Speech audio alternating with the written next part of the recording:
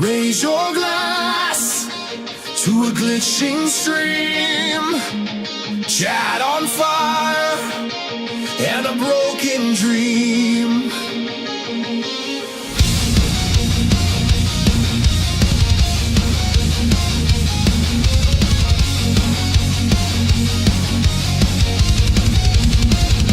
Jake leans in with that crooked grin, says, remember when you cried to 1,000 tuned in? Cody's staring at the floor, counting every line he swore you'd never cross, but you sprint right past the door.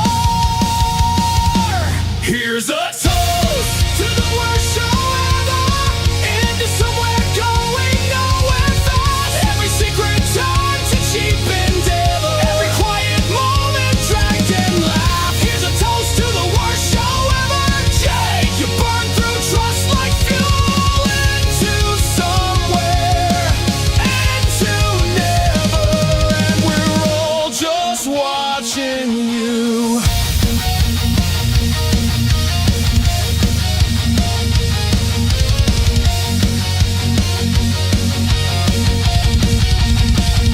You call it shoot, but it's just a knife, cutting names into the table of somebody else's life. You sell pain for a punchline hit, another friendship in the fire, and you're warming up with it. Here's a toast to the worst show ever, into somewhere going nowhere fast. Every secret turn to cheap endeavor, every quiet promise smashed like glass. Here's a toast to the worst show ever.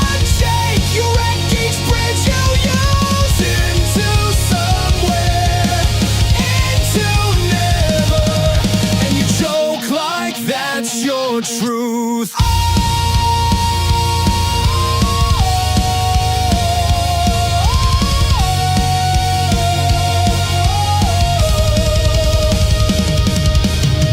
You talk too loud about what you were told in quiet. You are the crowd and the spark that starts the riot. Fast as a rocket, tearing through the sky. You light up for a second, then you vanish, leaving lies.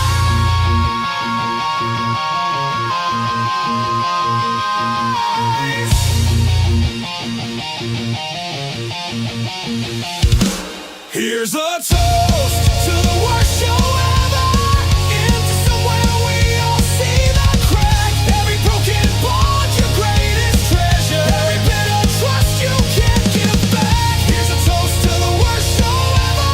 Jake, you live and that's your curse, into somewhere, into never. May this be your final verse.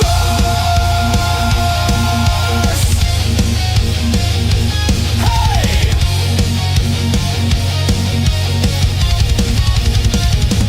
Raise your glass to the crash and burn, click and stream and never return.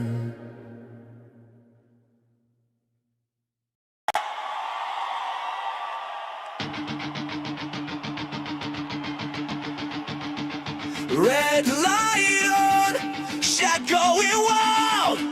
Jake leans in, Cody cracks that smile. Stack cards scrolling on the screen, clips from the ramp, feels like a dream. New channel tag in the corner frame, same wild swings, brand new game. You feel that buzz in your chest right now. Type it in the chat, let us hear that sound.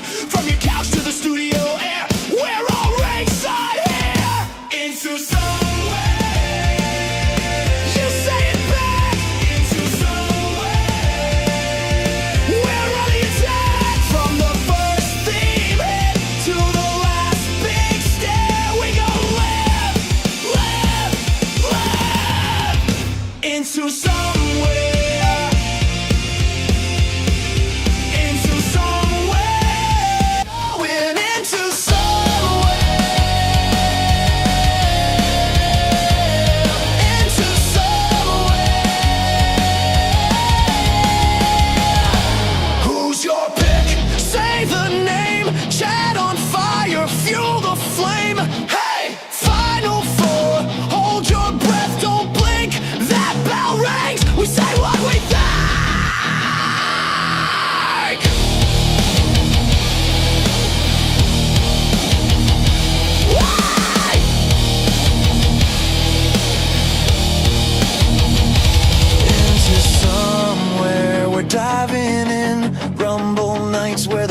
just spins. 30 dreams, one road, one glare. Who goes to the show under bright cold stairs? Hit that bell, pull up a chair. Jake and Cody right here. Taking you into sun.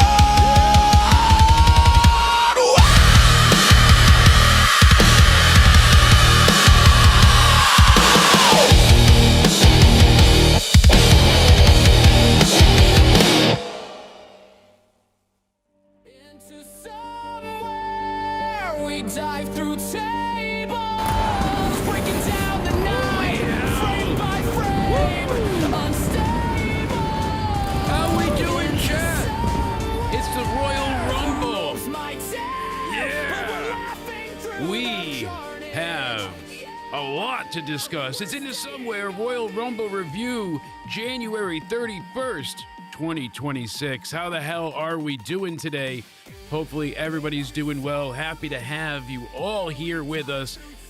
Give us a thumbs up and hit the like button. It helps out a great deal. If you're anywhere else not on YouTube, make sure you come over to YouTube and subscribe. youtube.com/Jake DeMarco. But I appreciate you all. Hopefully you enjoyed the Rumble. It was a good show. Not a great show, but entertaining nonetheless. And that's why I've got to get into my other half, the man, the myth, the legend himself, Mr. Cody Onidi, 316. What's going on? I thought it was a decent show. Unfortunately, the Rumble matches, I don't think any of them really had a surprise, so to speak. Yeah. I wouldn't consider any entrance We really a reported surprise. early there was going to be a lack of surprises, and they really stuck to that, huh? Yeah, they did. Unfortunate, but Do you think Jericho still returns to WWE at some point? Or at some point, I can't see him not, but was that not a built-up disappointment or what, folks? I mean, we thought that was happening. And of course, I must be remiss to not mention the other brother to my sister's mother, the man, the myth, the legend as well, the original of podcasting on the YouTube sphere. It's Spaz Phoenix. Yeah! What's going on, buddy? Oh, I don't think I'm going to agree with anybody. I got a question for you, Jake. Uh-oh. In the words of the immortal Phil Brooks, Mm. is it great to be a member of the YWC on a Royal Rumble afternoon or what? Yeah. Spaz is not It's, sober, by the way. No, that's kind of the rule. So this is a inebriation bless you stream. So everybody needs to have something in their cup or hand or butt, whatever you want to do. If you boof it, I didn't get everything I don't wanted, spoof but it. I got a lot of fun stuff. I had fun. I watched it with Isaiah, and we'll have Into Somewhere, episode 2 of Into Somewhere Sports will be out tomorrow for you folks. A lot of fun to listen to. I'm almost done with the editing for them. Spaz will not be right there now. because Spaz doesn't do real sports. I'm not there either. It's Cody and Isaiah. They kicked me out and said, "Get Oh. the hell out of here, you sports." Is that like brother of Ezekiel and Elijah and Elias? Somewhat, but this Um, one actually exists. So, That was my first attempt at a joke. Let's see how this goes. oh, you're gonna be full of it tonight. I'll stuff you full of yogurt, and you'll be like Whoa. Javon Evans coming out. He's got way too much energy. You know, he crashed our stream the other night, I know. a few weeks ago. With a yogurt attack, that thing was brutal. But this poor man, he lasted quite a while. I'm trying to see who the Iron Man was for it, but holy hell, did he put in a lot of effort. So I I was gonna say I don't have any. I don't have any of the numbers in front of me, but I got a lot of points on both rumbles, Yeah, and a lot of them are like friggin'. You know how when I got nothing else, I go down on like the nitty gritty, like the tiny details that like probably don't matter to anybody else. I got a lot of those kind of bullet points, so I'm gonna try and articulate myself. So is Jericho still in AEW? I guess Brett McDonald or Dougal, excuse me. I really should put my glasses on. Banana Man not doing so great in the vision Well, department. if you look at the news in the past 24 hours, Yes. Jericho's next gig might be the new general manager of NXT.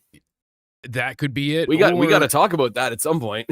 a few people actually think that he's going to be involved with TNA and something to do with AJ. He mentioned a while ago, not that he was going there, but like somebody asked him about like how do you want to say it, like TNA's like stepping up and roddy rah, and he's like, oh, it's really cool to see. It's like one of the few places I haven't been. Hint hint, wink wink, nudge nudge, not subtle at all. Yeah, no, absolutely. And shout out to Mr. Multi-God WWE in the chat, as well as Stuart McQuaid. Jeremy, Paul, Liz, and so many others. We got Pico in there. I mentioned Brett as well, but thank you all for hanging out with us. Pico, that's true as well. Jericho's technically never won a Rumble.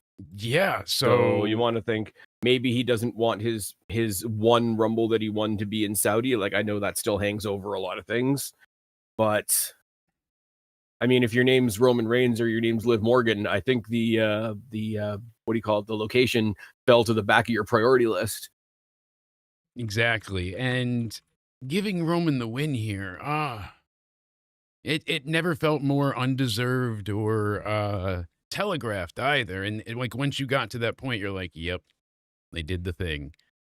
And why? Maybe we're not seeing the I'm bigger not necessarily picture. defending it. I'm not necessarily defending it, but the crash out that we're going to get over the next couple of days is going to be the entertainment value. Oh, it's And going to be if the- glorious, no doubt about it. If the rumor but- is he's going to double down and go after Punk, yeah, I don't hate it. Maybe have a WrestleMania moment between him and Punk that's not muddled up by having Paul Heyman in it. and Seth Rollins, I get it, but we saw it last year, so it's like, do we? I know it was a triple threat. It's not the same thing, but like Punk and Cody my interest point me.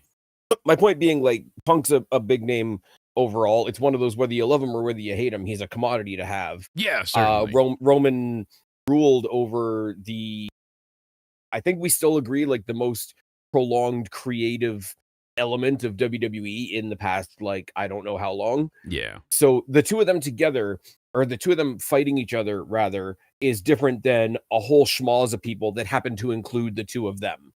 Like, it's still, I'm not saying it's the greatest thing in the planet. It's definitely like a night one type of thing, and it's not what I wanted for Punk. Let's be real for a second. This is all But, kind of muddled because where does Roman go now? Does he go to Drew? Maybe. I don't think you do Roman Drew because they haven't nailed down whether Roman's heel or face, and I think Roman Drew is like opening match of night one territory. Cody and I originally speculated that it would literally be the Bellas to come. We wouldn't get, everybody wants Paige. We'll get there. Everybody We'll wants, get there. but we didn't get any major surprises. I kept saying that, Brie mode will happen, and lo and behold, that's what we got. The women's Rumble was better to me than the men's. There's a lot to dissect and break down here. There's a big thing though, like as much as like there's a big thing, like I'm tempted to agree with you, but it's just if you think about overall, looking at rosters top to bottom, right? Yes. We have huge names in there. We have Cody Rhodes. We have Finn Balor finally getting a push. We have CM Punk. We have Roman Reigns. Jericho coming back. The Rock is always like a looming name, threat, whatever you want to call it. Think about the size of those names on the men's roster. Overall, if you look at it top to bottom, women's roster is better. Oh, so yeah. of course the women's roster's Royal Rumble is going to be better. And we all love Brie's husband. That's right? all they could chant during her entrance. Everybody loves. Yeah. Like, of course.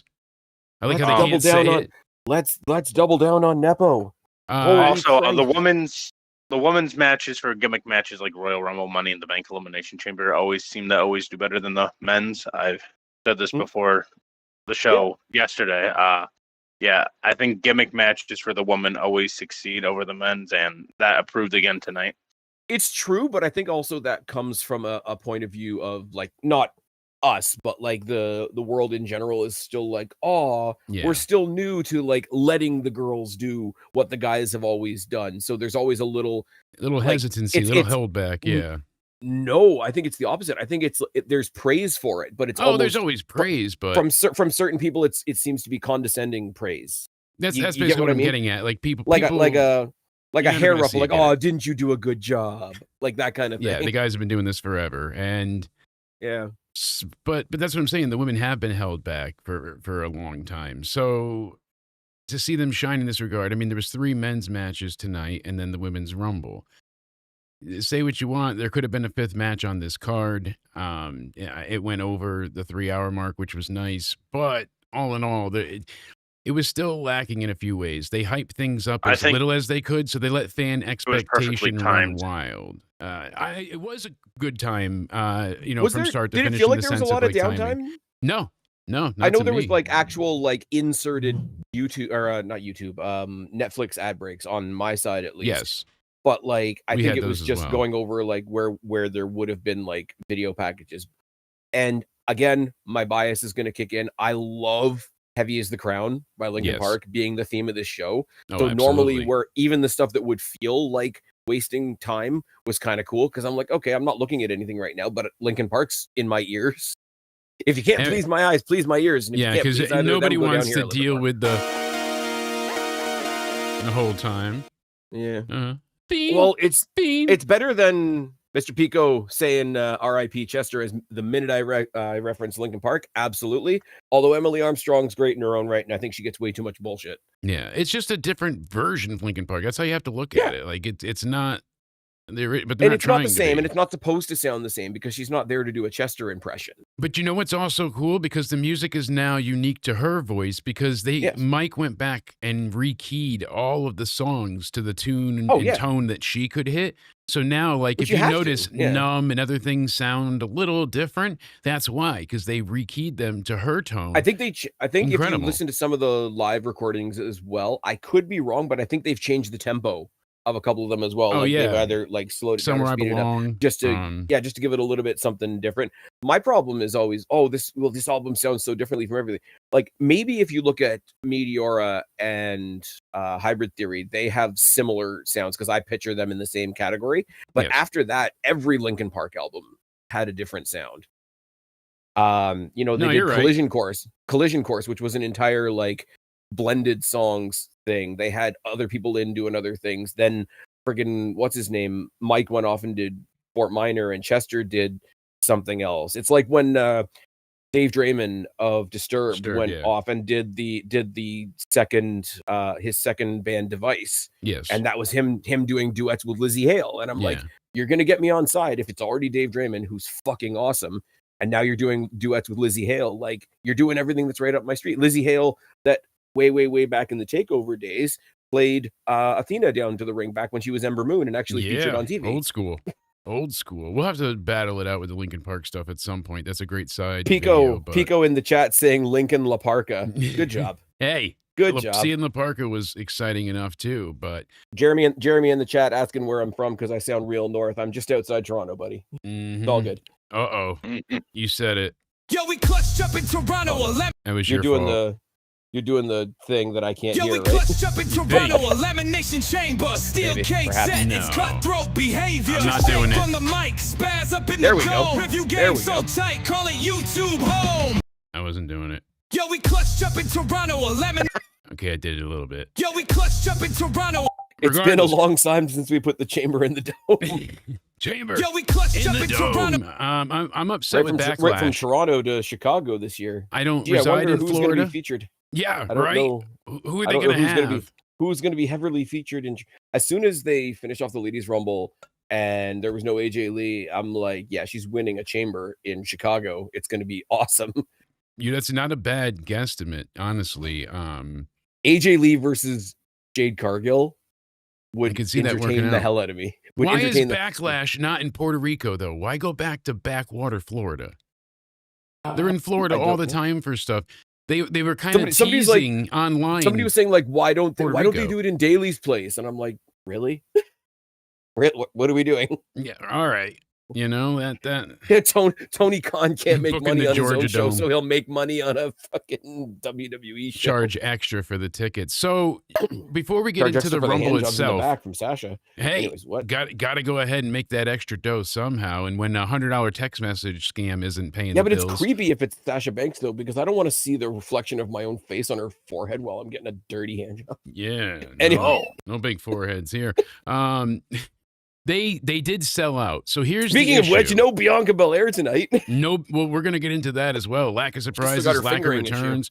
She's dealing with it, and that really is like such a comical issue, but it fucks up everything so badly. Oh no, in all seriousness, no, like, no, thoughts I- out to her and all that. exactly, but my point but is, it's a Dave, my finger. You're point like, is, like, why if are you she home was for a in- year with a finger? Like, it's ridiculous, but fine. it's terrible. I don't want her to. Obviously, I don't want her. Like, she's not nearly as obnoxious as Sasha Banks. Let's be real for a second. No. I don't want somebody to be injured. I don't like. Apparently, the Street Profits are going back to NXT. That's a separate thing we can talk about another Liz day. and I but just went over it. She saw them live at the NXT live show. Didn't they take on the in NXT Knoxville. Outlaw characters? Yes, I believe that Lexus was the and match. Charlie? Yeah, Charlie, because Charlie filled in for Brooks Jensen. So Oh, I think Lexus and Charlie makes a better pairing. I anyway. do as well. But yeah, But no. she had a great time. We talked about it on the channel. You guys can go ahead and check that out. We put up videos and images that Liz gave us. I still got Liv Morgan on the brain, seeing her right there. She won the Royal Rumble tonight. Congrats to her. They were sold out. They were entirely sold out. But they're having issues like the Americans have that they're not used to before. They had scalpers buy almost all of the tickets. And then what was originally a $24 ticket, like the tickets were dirt cheap here because they're not worried about making money. They already got paid. Because they've already made their money, yeah. Yeah. People were reselling them for thousands and thousands of dollars, and that was making money. So then WWE got involved, and it was this back and forth pull. How many can we get back? And so when you saw empty seats, they sold out, but the scalpers didn't get to sell those tickets because they demanded Stuart, too much that's money. really troubling. So it was paid in full. The arena was sold out, but Naomi, we're going to talk about this because where was Naomi? That clip was sent to me. She should have ran down the aisle and been like, "Oh my God, the baby!" And then she just right there gives birth. Where's Jimmy? He can't leave the country, Naomi. You know this. Damn it, Jimmy. And just. She's mad she had to buy 2 tickets for the plane. And the ref is pissed because he's got afterbirth all over him. Nobody's happy. Holding his hand out like a burn victim. It's the 2026 version of the Brood's bloodbath. Oh my God! The lights go out. Her legs are wide open. Let me say something real quick. No shade on Bianca Belair. She's a fantastic athlete. I love her matches. It's just the character, right? It's not even the character. I'm going to make a much more simpler point than that. If she came back in the Rumble, I wouldn't have to watch the rest of the Rumble because she's would winning, know clearly. Yeah. And that's not. It's not a knock on her. Yeah, it's like not. No, she's already. Who deserves it more, her or Liv? So if Liv, 100%. 110%. We all said Liv because of all she's been through. I mean, you look at how she started. She sucked. She was very bad, but you know what she had? Passion. Always. But here's the thing as well. People say, Liv's been given a lot too, and then they go back to her first title run. She was presented as a fluke for Ronda Rousey. Yeah. Like it was a punchline. She just went ahead and, oh my God, how could this ever happen? It's a 1 in a million chance. Not like, Liv's great. It was when you call a wrestler a fluke, what you're saying is here's somebody that we gave a win to, but they really didn't win. Yeah, they she's don't winning. Deserve it. And she's really winning awesome. She's really legit. She's the shit kind of thing. The final 3, I think it was just after Sol Ruca got eliminated, and we'll talk about the NXT stuff in a second as well. The final 3 being, who was it? Tiffany, Bliss, and Liv. And all 3 of them just go in hell for leather at the 3 of them. Once it got down to the 3 of them, I'm on the edge of my seat. It's one of those, not on the edge of my seat because I'm not going to like the winner, on the edge of my seat because I'd be fine with any of these winners.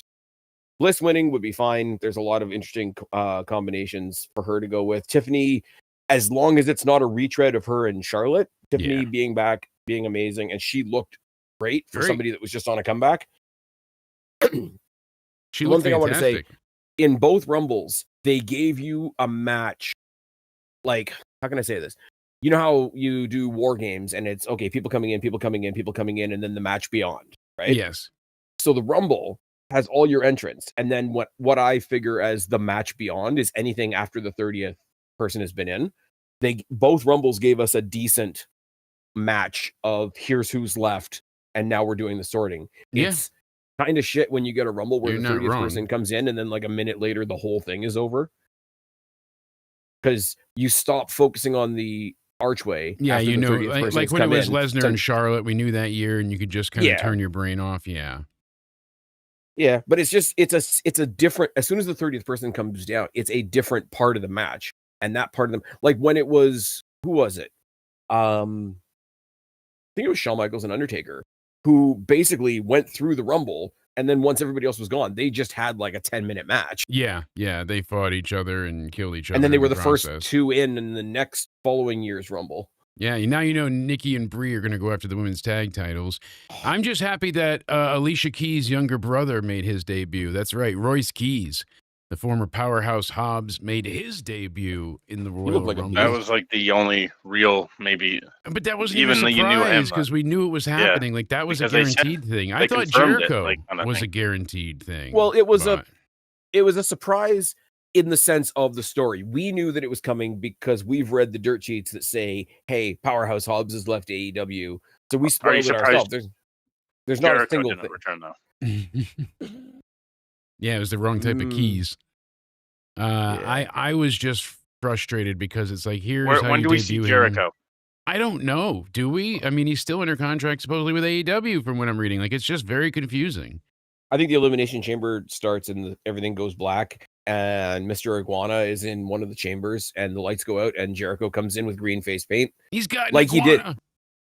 No, but like I hate to give them credit, but look at the first All In, like before AEW was AEW, and he showed up at the end dressed like Penta. Penta, yeah. And everybody's like, oh, except those are entirely Chris Jericho tattoos. And I get what you're saying. So he has to dress like Penta again and beat the shit out of Chelsea Green. Now I get what you were going for. He's just got to chop the shit out of her. Chelsea Green's sidekick there, Alba Fire, is going to get a very interesting thing on her resume. She's the only person this year to be eliminated from the Rumble without being in it. And while wearing like 4-inch fucking boot heels. Did you see the shoes she had on? Oh, yeah. It was like, you're going in the ring with those? Fuck me. I can't even walk with an orthopedic boot. And I'm not exaggerating. Every time I see them come in with big shoes, I think, I'm sorry, but I think the same thing. Like, do you remember when Rollins came in with like the big moon boots the one day? Because the red shoes, yeah, those. As soon as somebody comes in with funny shoes, I'm like, they're gonna fuck something up, and it's not because they're not good at what they do, and obviously they've put thought into what they're doing. Like, it's just an element. Like, I don't want to see somebody do a Titus World slide into an apron that's not an apron. You know what I mean? Exactly. And it happens more often than not, you know, and that's kind of the thing that I was really focused on here is like, it's entertaining, but what are you giving us post Rumble? That's usually why I love the Rumble, because you get stories in there that kind of shape the WrestleMania season. Who starts to feud, who eliminates who does what. That's why I was happy that, you know, Raquel got eliminated by Liv, and she was like, you know, I hate when people like turn their back to the rest of the roster to celebrate when they're in the Rumble. It's like, someone should just realistically, if I saw you doing that and I was in the ring, I would throw you out. Like, fuck you. Well, that's what everybody was saying. I like, shout out to our friends over at the Wrestling for Life Network, because I was watching their stream. But when Jay did the let's run it back, I'm like, he's up on the turnbuckle. Just give him a nudge. Yeah, just let it happen. I'm curious what the chat's favorite moment was from the Rumble. Let us know. And also hit the like button. If you guys would like to donate, you could become members so you get priority access to our prediction shows, as well as game nights you get to join in on, first priority access to. Plus, you get to preview videos before they get released to the entire audience. If you'd also like to, you can leave super chats and comment your thoughts now. So I'm really curious what everybody's favorite Rumble moment from tonight was, or today, I should say. It's 2 a.m. there, but we're pumping here. I'm sorry. Continue, my good man. No, I was going to say, because you mentioned Raquel, it was the Ladies Rumble anyway, had a lot of story going into it. Yeah. There was 3 different let's break up the tag team moments. 3. I got it here because, you know, notes are my friend. Kyrie accidentally eliminated Asuka. Charlotte, quote unquote, accidentally took out Alexa Bliss, and then Liv tossed out Raquel. Yeah. Over the course of the thing. What I will say, the only one that was unintentional though was the Liv and Raquel one. Yeah. Usually, yeah. I totally forgot to put your info here, Spaz. See, I had it in the other slide. See, I had it there. I'm usually very prepared. I don't like to start a show with anything not ready to go. So I do want to say this. I'm just here to soak up credibility. Absolutely, and get some more subs in the process. You can find Spaz's info in the description box down below. Make sure you subscribe to his channel. I'll take subs or DOMs. There's no no judgment here. You and we podcast, you know, at least once a week at the very minimum, and we do the State of Wrestling when we're both not dying, and we go ahead and we cover a lot. So make sure you check out Spaz's YouTube channel. He puts up clips and highlights of the episodes as well. If you want things in more bite-sized formats, I love the way he's been doing that. It's a lot of fun. So go ahead and check out Spaz Phoenix. Previewing the Rumble is very, very easy for like breaking up and releasing smaller content, because our preview for the Rumble kind of falls. Preview for the Rumble went like 2 hours. Took a long time to process. Anybody that wants to can still do a double screen and hop over into my Hangout, Royal Rumble by the Fire, I guess. Southern Sure, why Comfort not? Red Bull and apple juice is absolutely the way to go. You add some of those hydrating tabs to it, and you're like messing with the demon. Smirnoff Ice and a lot of water over here. That's perfect. Liz wanted anybody but Liv to win. I wanted anyone but Liv to lose. I wanted Liv to win. You know, I Why the needed hate? to see Liz, her. Liz, just why you a kill it. hater? Oh, we're Liz, why you a Here we hater? go. Oh, Jeremy. Mr. Keys. Libertarians are just as bad as liberals. Indeed they are. Don't get Spaz started. He'll give you the shit mouth for days, won't you, Spaz? Or just tear it down. Spaz, tell us. You're. What do you think of liberals and I'm just libertarians saying, like, and conservatives? I do love. Tell us. I do love my Smirnoff Ice. It is getting a little warm, however, so I might have to go grab some ice because that fixes everything. Oh. I mean, it is a Anyways. little slippery. Moving swiftly on. Jake, you and I live in NXT land quite a bit, so shout out We to do. Sol Ruka, Lola Vice, JC Jane, and Kalani Jordan, all making a good showing of themselves. Funniest thing about that to me was they were cheering for Lola Vice, and I'm like, you watched her because you know her, and that means you watched her shake her ass. You're all going to hell, whatever hell you You're all believe in. sinners. You're all sinners. Yeah, exactly. Batista bomb for Mini Batista. My favorite Rumble moment? Easy. Flair's win in 92. Oh, so good. How could you not With be a tear in excited my for eye. that? With a tear in my eye. That getting the title, such a classic. I think back I will say- and there's a lot of great moments. So I don't want to steal a whole topic right out of Cody's username, but until they broke up, it was cool to see all of the Judgment Day in the ladies' match working together, sort of destroying people. yeah, we don't even know if they're necessarily broken up yet. Thank you, Mr. Pico, for go ahead and throwing that in as well. Thank you to you and Mr. Senior Keys. I appreciate you, Captain Keys. Great to have everybody in the chat. But yeah, Flair winning 92 was great. And as you said, sir, I like when they either build on something like momentous or they make a new star. Javon looked great. Obafemi looked really good. Like, I'm happy in those regards. Yeah. Hobbs, he didn't do a lot. Royce Keys is he's going to need some time for the audience to accept him. Like, he's a badass, but they've got a lot of big badasses going up there. So you're just going to have everybody run through everybody. Like, it's going to be difficult to book for a little bit, I think. Because look at who else you have up there, and how are they not going to be just as dominant as him? That begins to be a problem. We got to see what they're going to do with Lesnar. I think he ends up on supposedly SmackDown because retiring it's very clear Oba's going to Raw. Yeah, SmackDown needs a lot of help. Cody would have sent everybody that way, but hold on, we got another.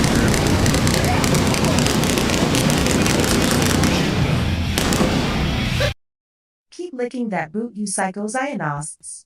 Hey, Jake. He's talking about Ron 311-97-895. Thank you so much, Paul. We appreciate it greatly, broski.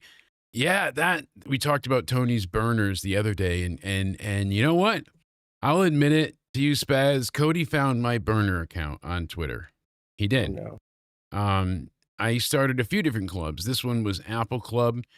And I think if I didn't, I fucked up a little bit because I got a little too overzealous. I was like, see, look, AEW is the best product ever. I was just sharing how I was feeling. I was like, WWE should give them Liv Morgan, call it a day. The Rumble is going to blow. Get it? Oh. Hashtag be beautiful. So Cody's like, see, stay sexy, be beautiful. That's you. I'm like, no, it's not. So then I put out a tweet that said, anyone looking to co-host a wrestling podcast with yours truly, John Smith from Apple Club, must know wrestling history and love AEW. Send application to Cody0sucks@appleclub.com. And when I went to go sign back in, Cody had gotten the account terminated. So Apple Club is no more, but Spaz, we could have taken over the world. We really could have. And speaking of which, WWE is worldwide. Oh, They are Tony in Saudi. has another one. Niccolo Piccolo found out he has like a woman account now. He's under like a woman account. What is he, us? I mean, we joked about it with our Rumble declaration preview. You have me and Drag for one of them. Let's go ahead and check this out. For those of you that didn't see it, we'll give you a little minute recap. You hear that engine? That's Jake Holler, the meanest rig on the road. And me, I'm the garbage man, Jake DeMarco. All year long, I've been taking out the trash. He's declaring for the Rumble. There's one piece of certified mail left to deliver, and it's stamped Royal Rumble. 30 men, one. Antonio, how y'all doing? Dirt, Texas, the older cousin to Burke, Texas. 29 tough hombres are fixing to get tossed over that top rope, because when the dust settles, there's only one cowboy standing. At the ramp. Let me hear you! The rumors are true there's tonight. Trans Right Jake, here on Monday Julie Night Raw. DeMarco. I, Jake DeMarco, dressed to the nines. I'm officially declaring myself. Ladies and gentlemen, my name is Jake DeMarco. For 10 Skinny, years, I've been muscular fighting Jake. to stand in this ring on Monday Night Raw, and tonight, I make it official. I am entering the show. What's up? You know me, you know the grind, but tonight, you get the Asian evolution. You get Asian Jake. I didn't come here to hide in the shadows. I came here to fight in the light. And in 3 weeks, Detroit, you're looking at the fastest NASCAR man driver, on Jake. 4 wheels and 2 boots. Jake Gordon is in the driver's seat, and I'm putting the pedal down where the Banana Club is rolled into Monday Night Raw. You feel that buzz? That's the potassium kicking in, and it's bringing me straight to the Royal Rumble. Listen up, I'm declaring for the Royal Rumble match, and I'm going to throw every son of a bitch over that top rope, and there is not a single one of you that can stop me. So angry. Oh, there we go, folks. Thank you all for seeing who declared for the Royal Rumble. I don't know. I'm still with Banana Jake, and seeing how far he goes. Muhammad Hassan would have gotten probably the biggest pop of the night, but 2K26 doesn't. Never mind how it looks. It's expensive as shit. That's hard to blow together. But yeah, $150 for the Monday Night Wars edition. Yeah, and then it just goes up from there. Because what is there? There's the Monday Night Wars edition. There's the Attitude Era edition. There's the oh my god, Triple H is so shocked they put him on the cover edition. And obviously the base mode is the CM Punk edition with his career mode. The cheap version is Punk. Oh, you know, but so it probably means it's probably the one that more people are going to buy because it's not so expensive. So. Exactly, but the games are now $70 as is, so they're already getting a $10 to $20 increase depending on where they're buying from. I do think it's kind of cool. Like I've seen some pictures from it. You see him from like his I don't want to say like TNA era CM Punk, but like with the baggy shorts and the blonde hair and they have a lot of cool iterations of him. and whatever. Which is cool because I mean, even in WWE alone, you could do like what mode of CM Punk is it by haircut? Yeah, be like the Wolverine, the skinhead. Which the Punk am I getting? Like you said, the Wolverine, the mutton chops, and God, I hated that look when he had the thick on the sides and all this was shaved. Get the the black and white jacket from when he went down to that mud show for a little bit before coming back to WWE. That was good. Yes, indeed. So, I mean, I'll be getting it. It's the only games I really play. The rest of the time, my friggin' PlayStation is a Netflix machine. A sad face says the Royal Rumble results were leaked a week ago, and a lot of people, including me, knew that Roman and Liv would win 2 days ago, and they leaked that Roman will win the title and hold it for a whole year. I had heard that. I swear, because I brought it up to Cody saying, do you really think they would give it to Roman for an entire year again? And he's like, think about it. If it's part-time, maybe they would. Because if he just comes back to like Money in the Bank, SummerSlam, Survivor Series, and then the Rumble, he only has to defend it 4 to 5 times. And if he's never there, it's really easy to not be cashed in on. Exactly. So you're not going to lose the title. You're not going to lose your audience. You're not going to I don't know. To me, it just feels like a done deal, know what Money right? in the Bank is this year? Yes, it's in Istanbul. Oh, good. I'm not going to lie. If they're not gonna do so Backlash, I don't know. I know the Chamber is in Chicago. Chamber's in Chicago. Backlash is in Tampa, and everybody. I was grabbing the hydrate packet so I don't pass out on air. WrestleMania is in Vegas, which nobody's making a big deal of at all because they just went last year. So everybody there doesn't. No. But I'm telling you right now, the way ticket sales are working, every person in Vegas that went last year is like it's too expensive to go again. So they're praying that the international and outside the area fans fly in for this. But because they're having so many events that weekend, the flight and the hotel rates are like triple compared to what standard would usually be. There's some massive concert the same weekend as some big festival. like a CES for electronics, but not CES. It's something like that. So they have all of these things going on. I don't know how people are going to afford it unless they just have that kind of money to throw away. How do you sell out like you did last year when you're having people pay $2,000 a pop to sit? I shit you not. I looked to the cheapest seat for Monday Night Raw coming up because Cody and I were like, maybe we can go. It's in New York. Let's try. For the Barclays, not even MSG. It's almost $300. Not Fucking Canadian. ridiculous. United States, not your funny money. We have to pay almost $300. It was like $282 and change to sit behind the Tron where they come out from. So you're looking at their backs when they come out. You can't see the pyro. And because of the signs, you can barely see the ring. Yeah. But you're paying $300 it's another matter to be of there. those, like, it's another matter of those, like, oh, people are saying that they're not going this year because of the price. And they're upset about it being in Vegas 2 years in a row. Those are two valid things, but they're not related. If it was a decent price, or if it was a lower price, people wouldn't mind it being in Vegas again because it would be doable. If it wasn't in Vegas and the prices were still as stupid as they are now, the price is still the price. Yes. Like if I'm in Vegas, say I wanted to go to WrestleMania, I went last year, I had a heck of a time. Price was a little steep, but whatever.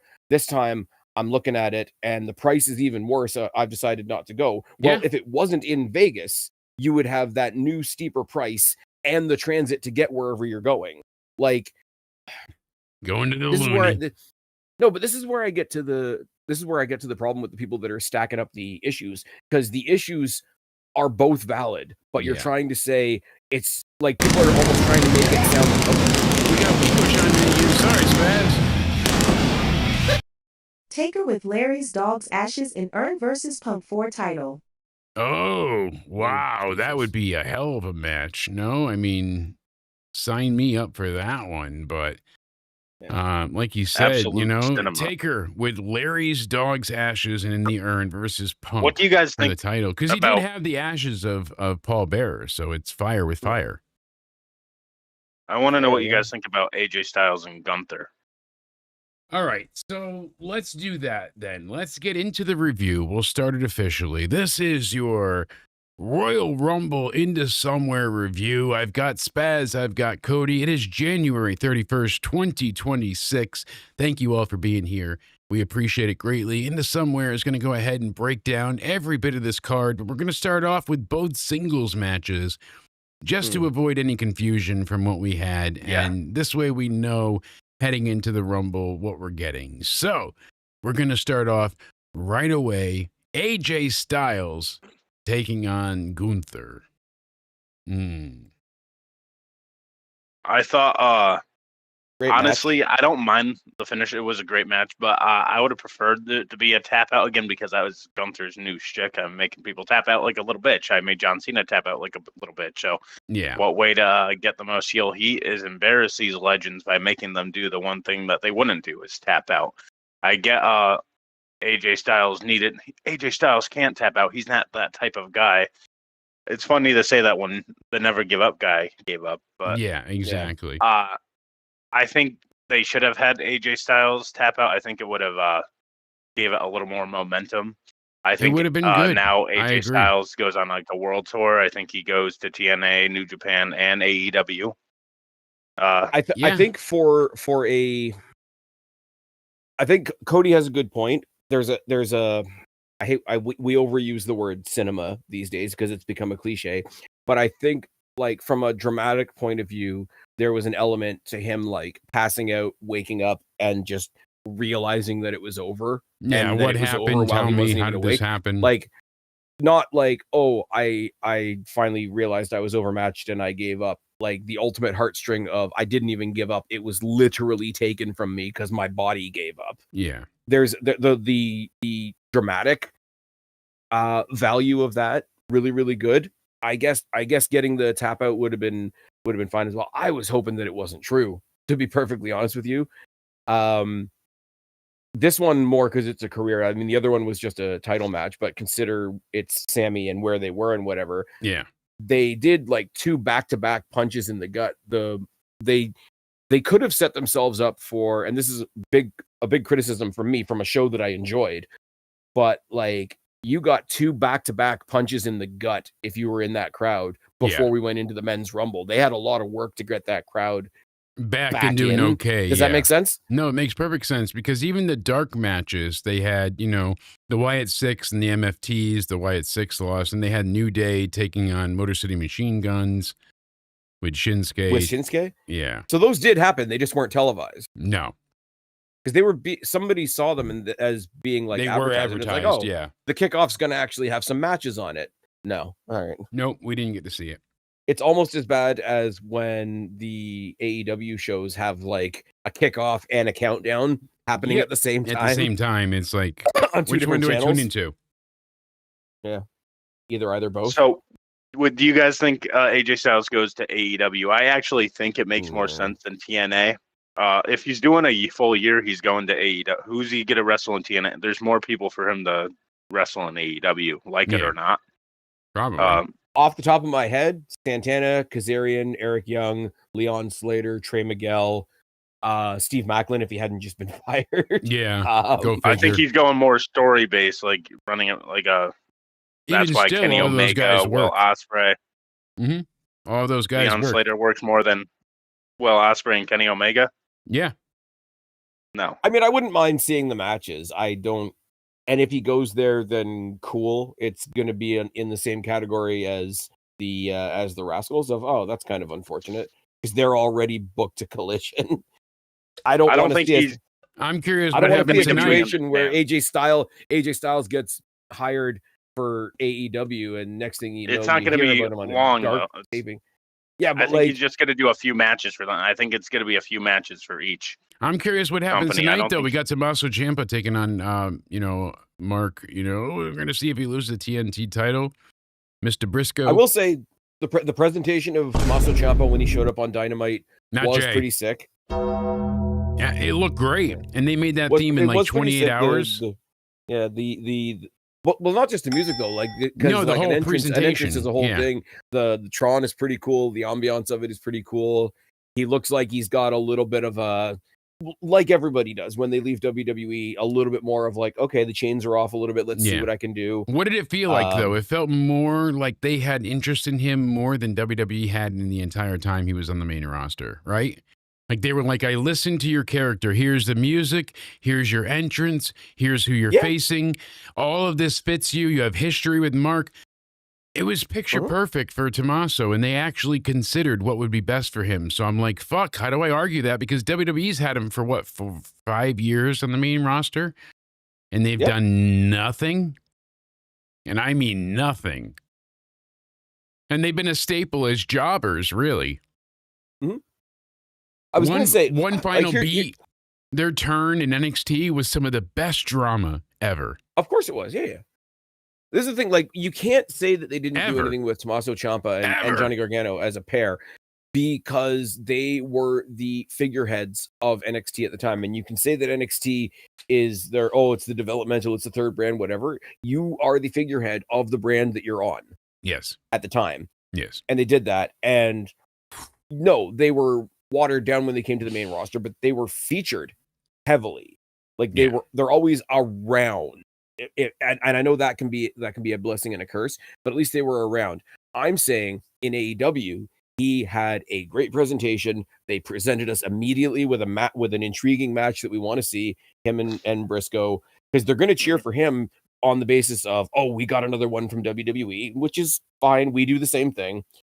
And Mark Briscoe, everybody loves. It's a match that everybody loves. Why the hell they shunted it onto Collision is because they want to compete with the Royal Rumble. They want people to tune in now. But the Royal Rumble it's over. So now they want people like, oh shit, I saw that great wrestling, but I really got to check out this match. It's on next. So like you go from one high to another is their goal. But it's okay. You know what? Here's the thing. I know you're going to be right, Spaz, but Tony has an idea and he wants to stick to it. I might have watched Collision tonight to share that match because it's intriguing. Yeah. But I have the option of to watch UFC 325. Of watching AAA later because it'll be better and it'll be more intriguing. And they're putting a tournament together, and Penta's going to hand out swords, and it's going to be awesome. No, I'm looking forward to UFC. Who is the main event? I was like, I just said it too, and I was like, oh, that'll be great. Yeah. I just said it with Yeah, Isaiah. I'm not stupid. I'm not dunking on UFC. It's just not my thing. No, I know. I'm just teasing you because Jeremy said it in the chat, but I know it's the other half of TKO. It's the you get my humor here, my sarcasm. Some it's people the redheaded think it's real. stepbrother of TKO. Yeah, Triple A's on tonight. I have a hard time remembering that. Yes, we need to make that a poll in the chat. Does AJ Styles go to AEW? I think Jake is a little like doesn't think it's like the impossible. Cody, I need you on Messenger, Cody. Thing. I need you to send me your email address. Why? Because I had it and I lost it, and then I need to make you like an actual like co-host so you can do these things too, so you can make polls and shit. So, I can do that. I believe so. Send me your email. Liz is streaming on Twitch tonight, so go ahead and check her out. DJ Anime 2016 on Twitch. The link will be right her in the chat. Thank you to her for hanging out and doing great. So here's also as well, I'm going to put the poll up. So you were saying, does AJ go to ? And you said AEW or TNA, anywhere else or no? New Japan? Yeah, or all the above, stuff like that. Like I would just segregate it. I mean, that's all the above is like kind of a cop out to me. Where do you think he's going to end up? AEW, TNA, or New Japan? Because he's not going to go hop to hop to hop. If he goes to TNA, I don't see him going to AEW. You get what I'm saying? He's either done with WWE because WWE I think it's a controls world TNA. tour. I think I don't. You might be onto something. So we'll see how people vote. I don't see him going to AEW. I think he got out early and expected to go do stuff in AEW. I think that was the agreement. Honestly, that's how it feels to me. Okay, never mind. They don't have the AAA preview up for tonight, but I know they're doing the first qualifying match of the Rey de Reyes tournament. I was going to like hop us onto a whole AAA discussion, but I can't do it because I don't have the references in front of me. Yeah. Well, we can always but anyways, come back to. Yeah, they had Penta there last week sort of explaining to people like me who don't know what the Rey de Reyes champion or the Rey de Reyes tournament is. And apparently it's a fatal four-way, a fatal four-way, a fatal four-way, and a fatal four-way. Okay. Yeah, hold on, I got but yes. It is. So 4 fatal four-ways go to a grand fatal four-way at the Rey de Reyes pay-per-view, and the winner gets a sword. And I'm like, okay, you got Penta doing the presentation, and you got a gimmick. People are getting swords, and then they're getting a title shot. I like shot. swords. You meant S words. Shit, I thought you said swords. Oh. Yeah. I was close. Too well. But yeah, no, it looks like it's gonna be surprising. One of the people announced, and I'm a little bit ignorant because I didn't know he was still in the company, but Apollo Crews is apparently on the AAA roster. Yeah. When did that happen? I don't know.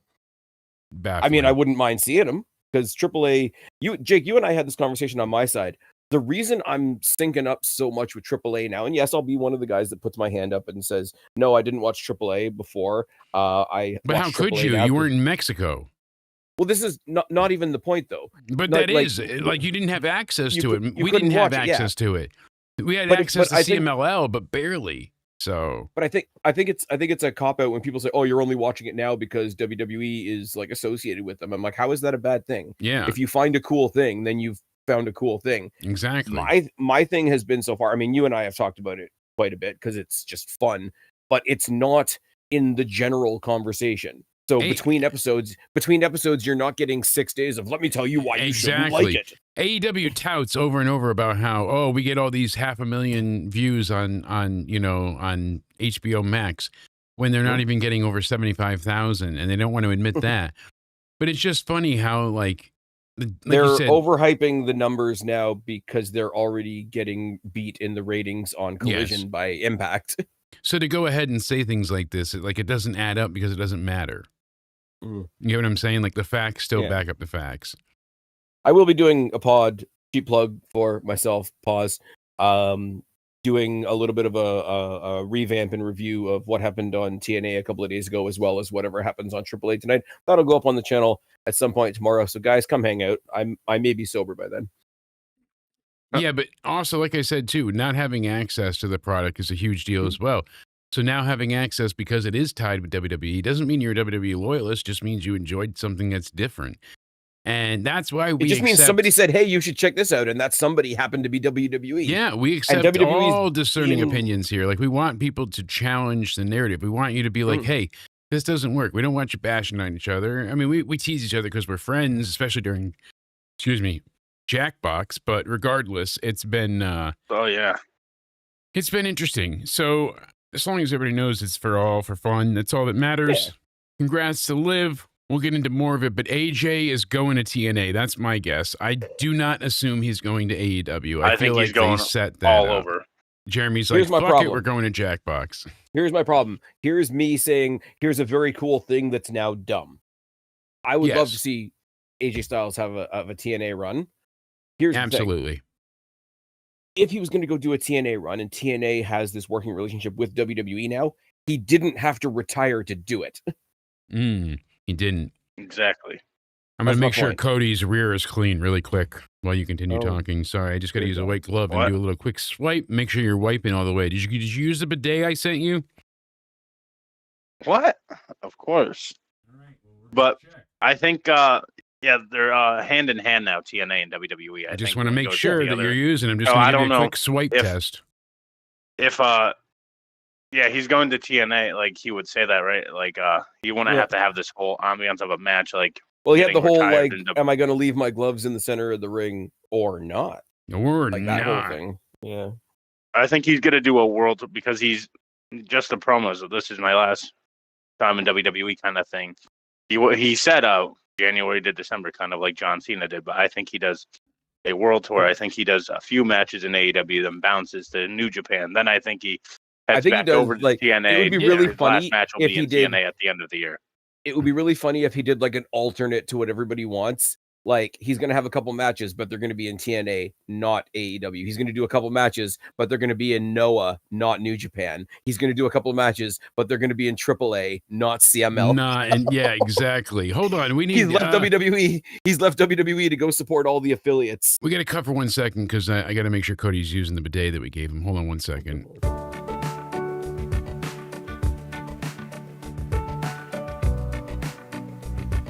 Jesus. How you doing, sir? Sorry. That's not a good look. That's a lot of brown. I don't think you're using the bidet that I gave you. So That We're was gonna have to do just something about chocolate that. that you put in there. You said That's- the store for. no, that's disgusting. Who has chocolate? In any event, quit shitting your pants. Spaz, AJ's going to TNA. I'll bet my life on it. It feels like that's the case. I don't know where you're going. Okay. You just disappeared from the screen. Ta-da! I don't. Da-da. I think you missed the promos. You should go back. Maybe you missed them, buddy. But like his wording sounds like it's not going to just be WWE affiliates. I think you're right, but I just can't envision a world where WWE would let him go anywhere but TNA. You know what I mean? Like, I can picture them locking it in and being very, very, very, I very tell you, though- reassured that, like, okay, he can't go anywhere else. So, I tell you though, if Cody's right, Jake, here's the thing. If Cody's right, I can't wait. I can't wait to hear in the dirt sheets how AJ Styles just lost his attempted match at the ROH Pure TV 24/7 Trios title. yeah. And it didn't even come with an on-air colonoscopy. I mean, dear how God. can you complain? Yeah, but those are all like performed by the Bucks individually, and that's awkward. That's a lot of money, too. Why Sasha's forehead is so shiny. Anyways, so the show was great, and AEW can suck my ass. So AJ is retired, right? There's no ifs, Yeah. ands, or but about it. I don't imagine him coming out and be like, from well, AEW. or Or from WWE. WWE yes. rather. Everybody agrees that moment of the night was when Mr. Iguana. He's got an iguana. Yeah, he came out. Look at this. Look at this fuck. He wasted a Nice. spot for the main Rumble so that he could come out Out at of ways. 165 Him and LaParca being in pounds. there. La Parka, Him and too. LaParca being in there. Could have been Jericho. Where's AJ Lee? She could have roughed up all the men. Nice. Where was Dirt, Texas? Wait, that mystery the mystery iguana idiot, or fucking, I can't even talk. The Mr. sorry, Ickler. Yeah, it's drunk time. You Yeah, sound like me. Uh, Drunk Jake. Good. you know it. Drink But it. He was allowed a spot over Finn Balor. Exactly. Okay, but he Because he got- told no, Finn the Rumble okay, but was full. Here's the thing. Mr. Iguana must have gotten in there beforehand because by the time Finn got to, Yeah, Finn thought he sure. was Okay, getting a Mr. title Iguana match. should not even be in anywhere near a fucking Rumble to headline Why? WrestleMania because he sucks. It's a dumb But it's gimmick. Mr. And Iguana. it's fucking Okay. pointless. I But do he's not got an care iguana. about it. Cody, if you're gonna look at that, you're gonna look at the history of the Royal Rumble, where there's been the Boogeyman and Santino Marella and Santina Marella and Okay, three rounds Santino of- Marella clears Mr. Iguana any day of the week. You're joking, sir. Uh-oh. No. You're What does joking, Iguana sir. do, though? He's only got an iguana. He's got a Good. stuffed iguana That's and the he only falls. thing. Okay, That's that's, the only like thing saying he's got to him. saying all Mick Foley had was a sock. Come on now. But Mick Mick Foley Foley's was way also more going to get thrown legendary. off stuff. Well, how are you gonna make somebody into a legend if you don't put them in legendary situations? Very I true. think he's already losing his hype, honestly, did- Mr. Iguana. Because he How about keeps doing the LaParca? same thing. LaParca was fun, but not necessary. He was just a blast from the past to Wasted be like, "You're spots. still alive." Yeah. Oh, Okay, I we didn't know wasted that. we wasted 2 spots on the Bellas. Like, We what are we did. doing here? Yeah, That should I'll have get been into that AJ one. Lee Don't worry. I'm and pissed. Paige. Where the fuck I is think- Yeah. Paige? Is she not allowed in Saudi? Does she have a restraining order against Radke and he's there? What's going on? Someone help me here. I hate to say it. I'm starting to think after the news we got yesterday that when we see Paige come back, it's not going to be in a wrestling capacity. yeah, I think she's going to be. she's going to take over the Ava spot. I heard that she would take over NXT. That she's not going to be competing in ring. That's I wouldn't very mind her concerning because if they put her in the GM spot, then I was there the night. I was looking for the video, but I was there when she returned at Grand Slam because all of a sudden it was Zombified playing, and I'm like, that's fucking Falling in Reverse. Who's coming out? And then I was like, no way. Triple H That's her announced that boyfriend. Vince McMahon will be on Monday Night Raw this Monday. fuck off, really? No, I'm fucking with you. Oh, my I was gonna say that No, would be because people have been epic. saying it for about a week Yeah. now. Oh, Jesus. I should have kept that going a little longer. You could have. Well, with the news that came out today about certain files and whatnot. What I about don't think Ashley we're gonna see Mazzaro? Vince. She's on that That's list, where- and that's where I was You know, it's a going. drunk stream. Tell us about those certain files. Jake, do we clear it? We're already yeah, go off the rails at we're one already point. off the rails. I mean, I'm just trying to All think right, say it. where she was involved in those notorious files coming with Mr. Dean, and they're like, did she get pregnant? There's a lot. You're like, who was Ashley Mazzaro, late WWE star, named in the files? Horrible things happened in the island, it says. And she's not listed as like a co-conspirator. She's listed as a victim, but only in testimony that someone brings her up. There is over 1 million documents, 300,000 some odd pages, and so many hours of video that people have to go through to navigate through all of this. Yes, AI sums it up, but you still can't find everything. Her death is being probed now again because of how she died. People thought it was a suicide, but now it might have been more than that. So that's also being looked into again. This is nuts. This is crazy. And maybe she did get into the circle of people using her for her body because she got fired from WWE. She was desperate for money.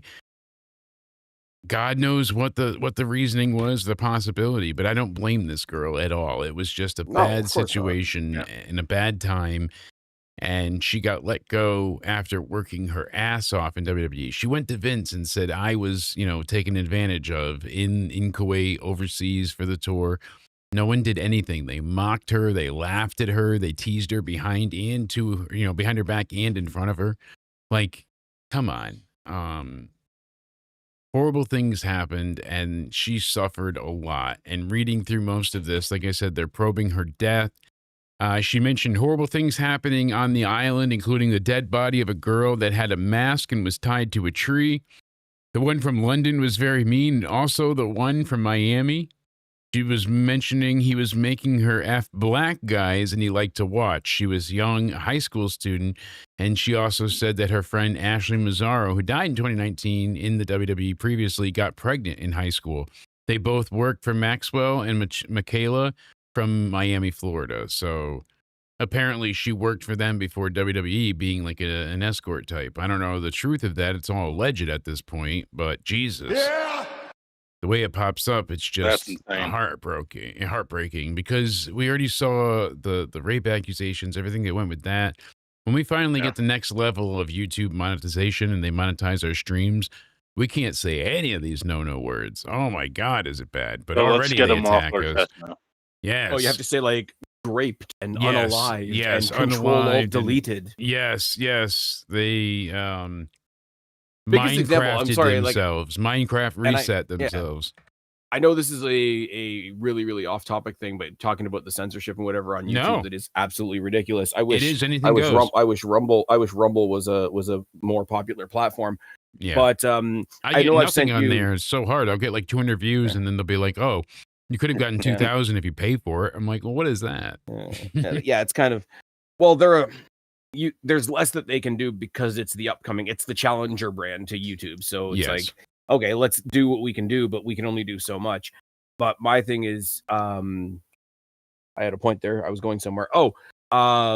You've heard me talk before about Roma Army, who's really kick-ass chick on YouTube and Instagram. And it's basically like male advocacy, like, hey, like ladies deal with stuff, but like, hey, the guys are struggling too. Like she's that kind of content, and like every other word she says, she has to come up with another word for it because she's talking about all these serious issues that YouTube doesn't want you to talk about. So she's the one talking about, like they have to say grape and they have to say like, unended yourself or countdown ended themselves. Yes. Yeah.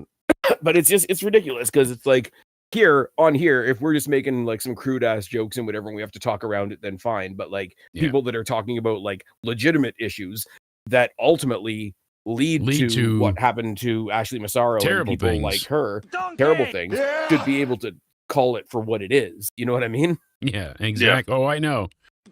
It's one of those like, yes, okay, this is Spaz trying to have a serious conversation while drunk. It's not going to work. You're very trying well, to be serious. I hope my point is getting across. I'm like a Taliban. ID. Except you come home with PTSD. No, not the change the topic again. But, go for it. I'm done. So you said something about you were talking about Vince like last week, right? So do you are you talking about like the Adam Pearce thing? Like, do you think he's behind controlling Adam Pearce? I think it's going to be The Rock. Do you think so? I do. He's absolutely getting, somebody's got to be. He got his daughter out of the way because he wants to be the only Samoan authority figure in WWE. Donkey! Oh Jesus! He's gonna get super inappropriate too. He's gonna walk around telling everybody to call him Mr. Johnson. Donkey! Spaz loves Smirnoff Ice. I do. It's his favorite. I do. Ice cold. Ice cold. Ice. Isn't that what started our original problem, Cody? Ice. Yeah. Ice. Regardless.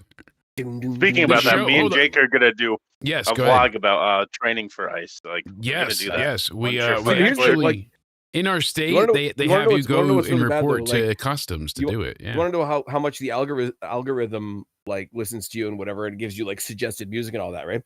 My algorithm got right into my Spotify playlist, and it went from like Ice Ice Baby to I fought the law and the law won. I fought the law.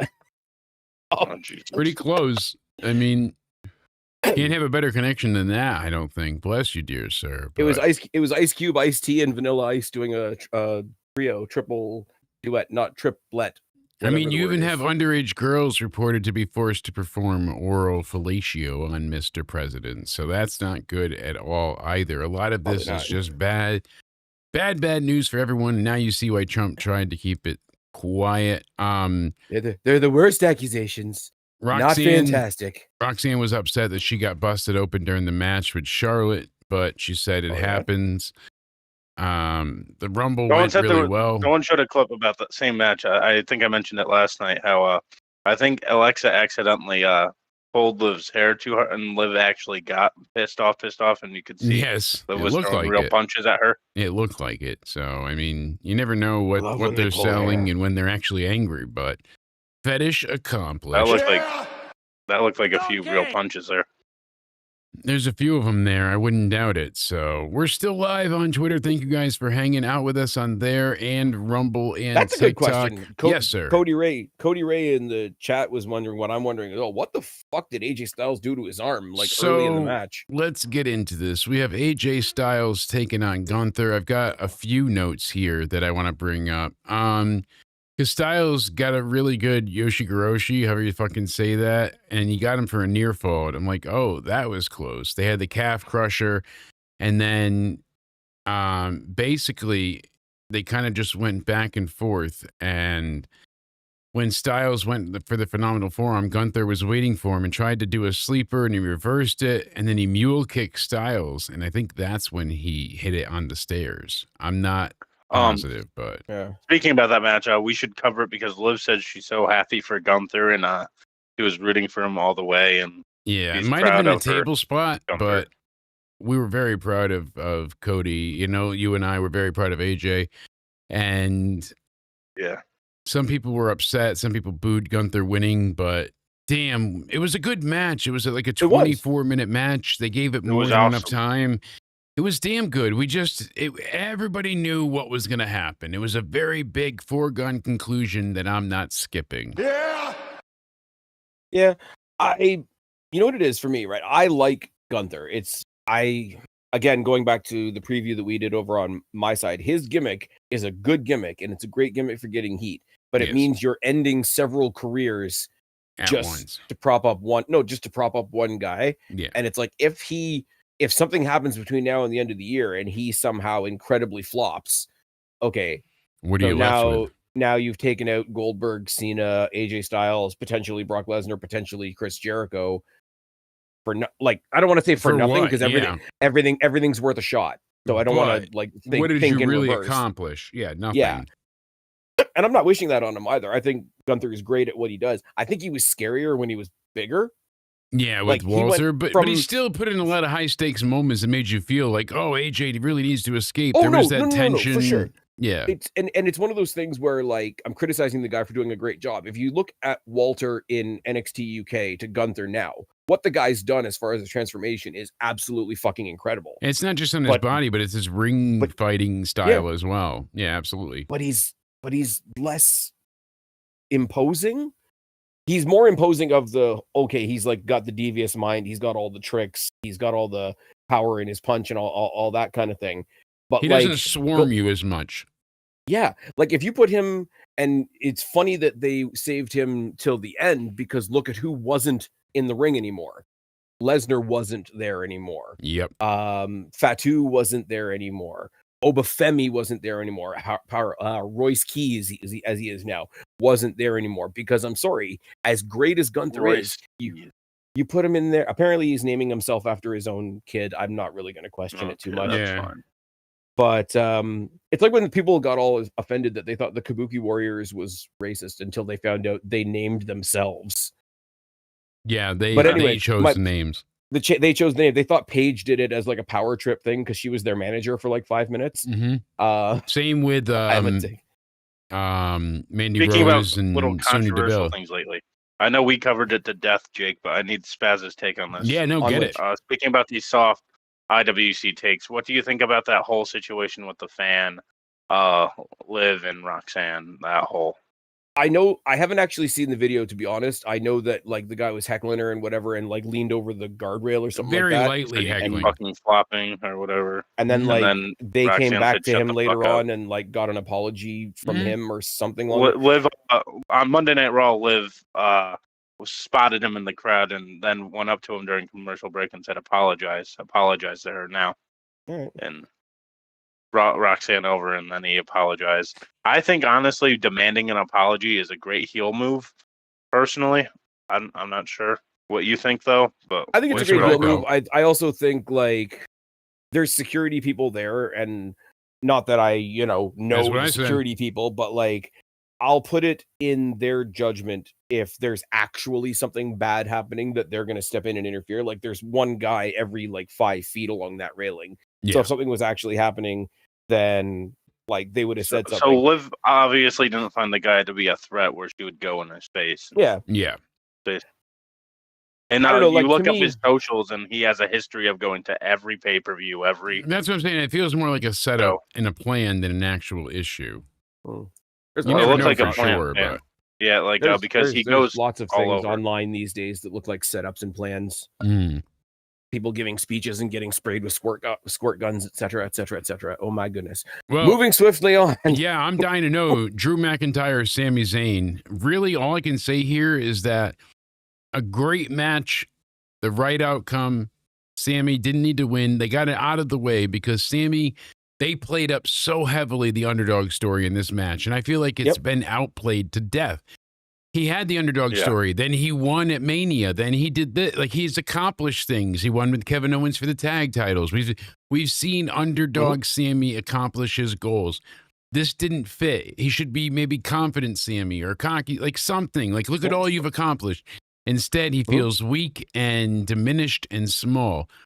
It doesn't make him a believable hero.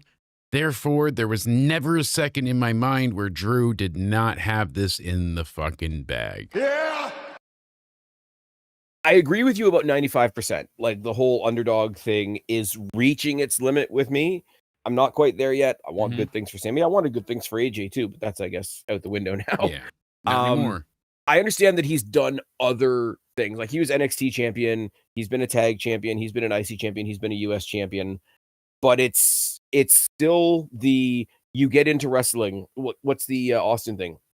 If you're not here to be the world champion, why the fuck are you here? Yeah. And you can dress it up as like, oh, don't worry about that. You've done all these other things that are definitively named Close and labeled enough, as mid. No, they're definitively named and labeled as like mid card things. Yeah, but you're still Like, winning a title. You're still accomplishing something. So you are it's a stepping stone, but if you keep stepping on and off the first step, you don't get to the top of the landing. You get my point. So if it's that specific point, I still think there's some value to it. I think you put him in there with somebody that he's never beaten. You put him in there with somebody who's so much more physically imposing than he is. And you put him in a place where he just won in one of his hometowns, and now he's in his other hometown, which is sort of a unique thing to Sami Zayn. Like, you win in Montreal, you think you're going to win. You can do it in Canada Saudi. and in Saudi. Yeah, you get double. Yeah, the guy can have two hometown victories, and he put that because we know the very first time he was able to go to a Saudi show, because we know he wasn't able to go for the longest time. They did the biggest deal with him going around into the community and different presenting to everybody. Well, yeah, but like meeting and greeting and seeing his people and going to certain personalized like event type things and monument type places and really embracing what it is to be over there after not being able to. I can buy him putting all that on his shoulders. I can buy him being down because he's facing a guy that he's never beaten in 12 matches. You can buy that because he's going in there with a guy almost twice the size of him. You're going in there for a title that you've never been able to achieve. And anybody, like even his friends, can muster around him and be like, oh, but you had this and this and this, but I didn't get that. Exactly. And I've never had that. And the last time we built him up, and it was a little more dramatic than this one, to be honest, but was the one where he had just been removed from the bloodline and he fought Roman at the Chamber in Montreal. And you've done all these other things, but you haven't done that. You've done all these B, C plus, like silver medal, bronze medal things, but you haven't gotten the gold. You're not on top yet. Yeah, like you are a mid-carder in that regard. Like, look at all the people that we know that are in the Hall of Fame that were amazing wrestlers, and nobody would take anything away from them, but they were never world champion. No, you're right. Is anybody going to question the value of somebody like a Roddy Piper? No, certainly not. No. But I bet if you asked him, hey, are you kind of bummed that you never got the world title? He's going to say yes. I mean, he would say yes if he was still alive. That's a shit example. He would. But so we were on what? Gunther and AJ or Drew and Sammy? Which one were we on? I think we kind of merged them into one because I went with Double Hope and I got Double I think we went to Drew because I said Drew over Sammy. Drew won. We knew that was probably going to be the outcome. They're going to let Sammy try be the ultimate underdog. But I had a feeling Drew was going to win. I was just hopeful because I don't mind the hot potato thing with the world titles because I think not everyone needs a lengthy reign, and if not Drew was going to be a transitional champion. If Drew was going to be because they've had so many long title runs in the past little while. Mm-hmm. And the other thing is too Way is too like they many. went back to back. They went back to back with two really emotional stories, and I already made the point of like you punch the fans in the gut twice, and now you got to Yeah. get people back up and hyped again for the men's rumble. I had a brief thought that if Yes. they gave us two heartbreaks back to back, are the last two guys in the rumble going to be AJ and Sammy? Could And have I been. thought that would have been. It would have 'cause been then you something got- special, right? But you no, got then the they Rumble- pulled the if you- bullshit. If you got the rumble and everybody's come and gone, and the last two people in the match are these two guys that have already suffered heartbreak earlier on in the night, and only one of them is going to get redemption. I thought be they could have great. played with that quite a bit. There's a lot of things they could have played with, but now that we're Played with done myself. with Gunther and Hey. AJ, let's get right into the women's war. I almost said War Games, women's Royal Rumble. Sorry, quick question. Yes. What are the perceived direction for Drew now? Is Drew Cody Jacob at Mania? I don't love Seems to that. be. I'm not crazy about it either. Cody doesn't need to be there. Not even Jacob. I Doesn't don't feel mind it personally. Like, it's new faces in that WWE Championship picture. Like, see, this is the issue. Like, we say we need new faces in that title picture, and then when we get them, it's why are we getting them? We need to go back to Yeah. what we Oh know. no! Roman, Don't get me wrong. If it was Drew Jacob, give me that. Yeah. If it was Cody Yeah. Jacob, I don't think give me Cody that. needs to be in the title picture. I think he Mm. can find a story without being in a world title I think he feud. needs to win the I'd like to chamber give and it go to after Punk at Omofemi. Mania because I want to see Cody versus Punk. I would let Well, Roman I think we're getting Roman versus face Drew, Yeah. and then I Punk. would have whoever wins the chamber face Punk, just to switch it up. But that's probably not what's think- going to happen. I figure because they're doubling back on the Finn thing and Finn Balor's finally Let's getting see. a push, thank Christ. I'm pretty sure we're getting the rematch of Punk and Finn in Chicago. That'll Yeah. be insane with the Chicago crowd. So Finn goes in there, or Punk goes in there, maybe early, beats Finn, unfortunately. I'd love to say that Finn's going to win, but he's not. And then he goes on to watch, hey, who am I facing at Mania? Say that Roman Reigns has already Well, chosen to face Drew, but he- for an example. But you put Cody in the chamber, Cody Punk. They've been teasing it for 3 years.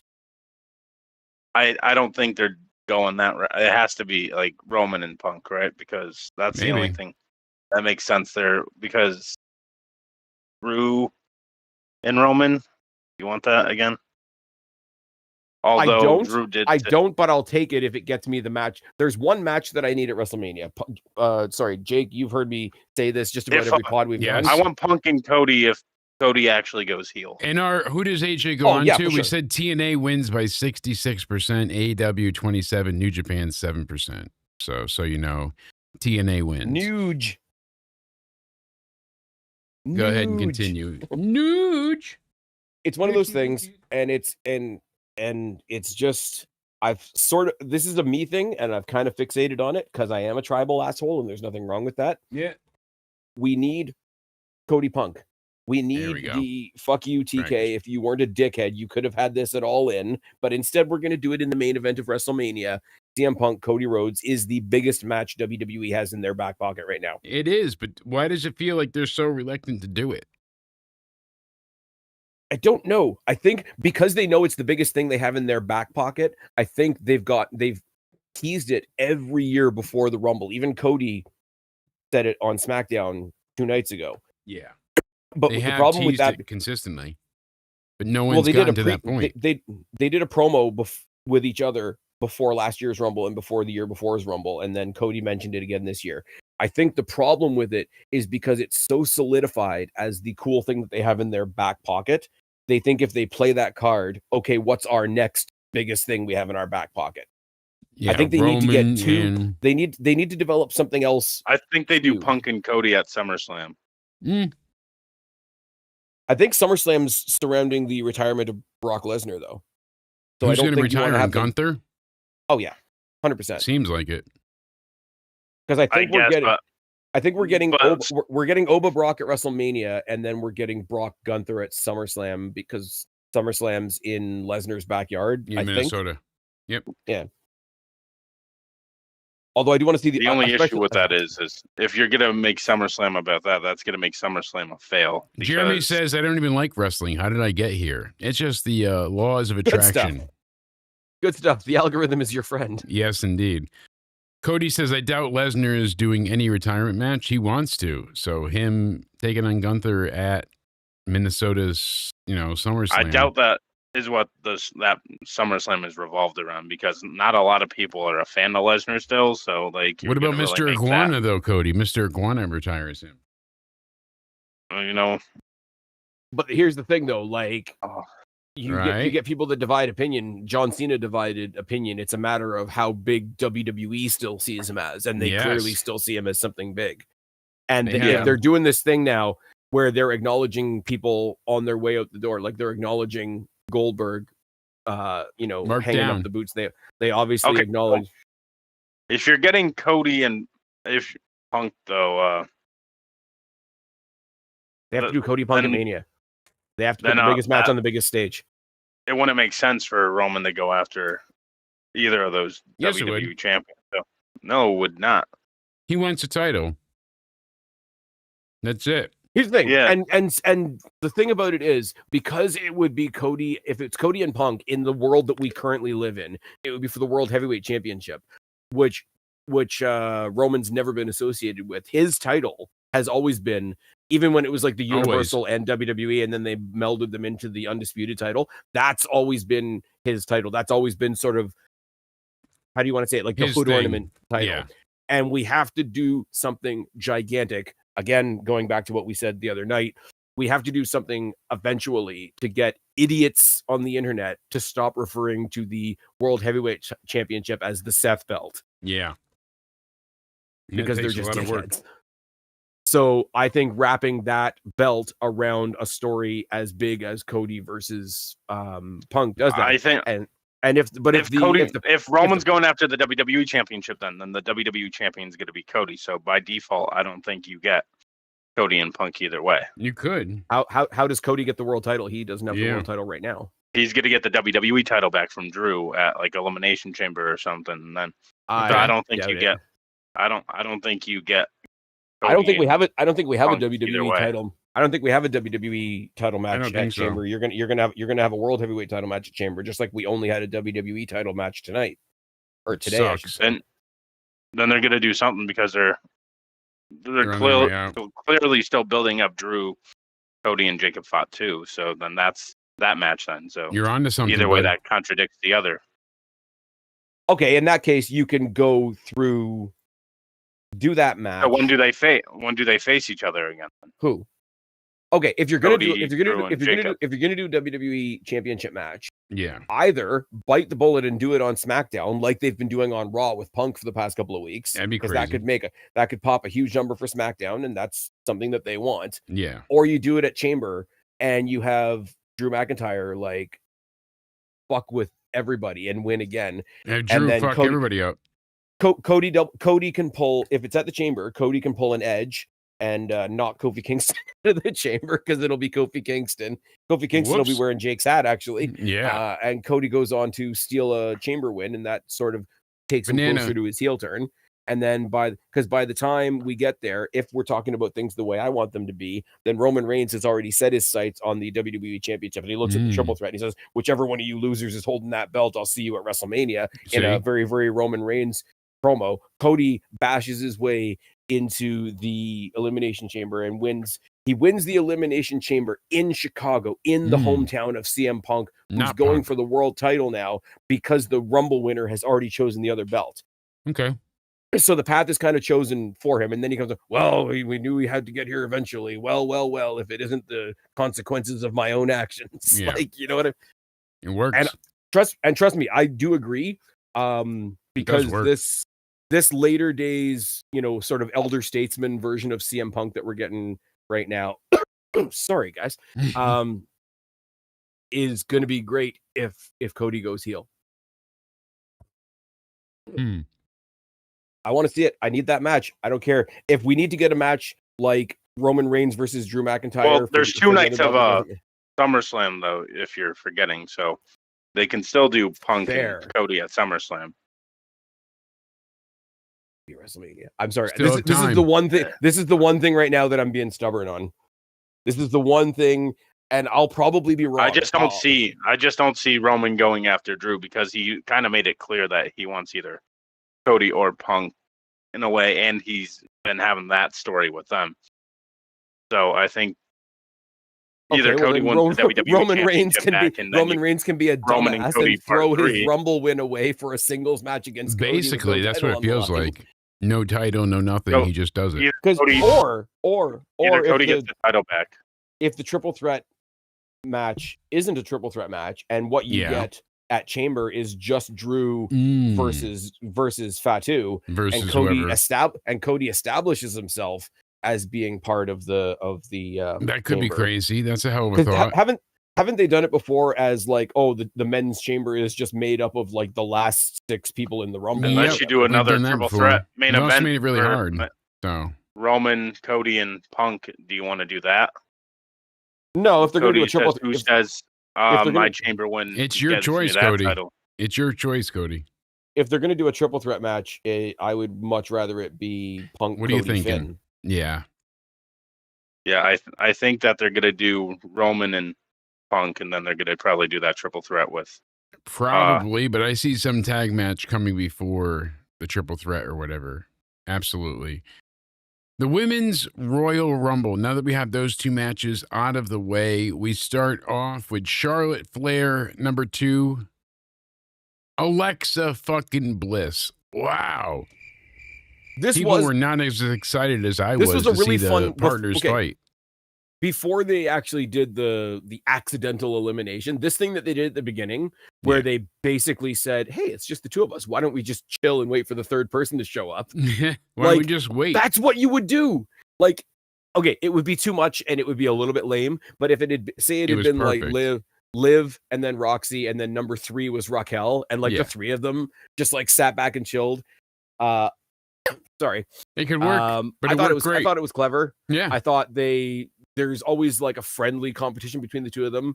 So like setting up for the Sister Abigail, and then hey, we're still buddies. We're still buddies. Yeah, we're heart still hands. pals. You know, set her up for the figure 8. Oh no, we're still buddies. Double heart hand. Don't you worry about it. I go this hard on everybody. Sorry.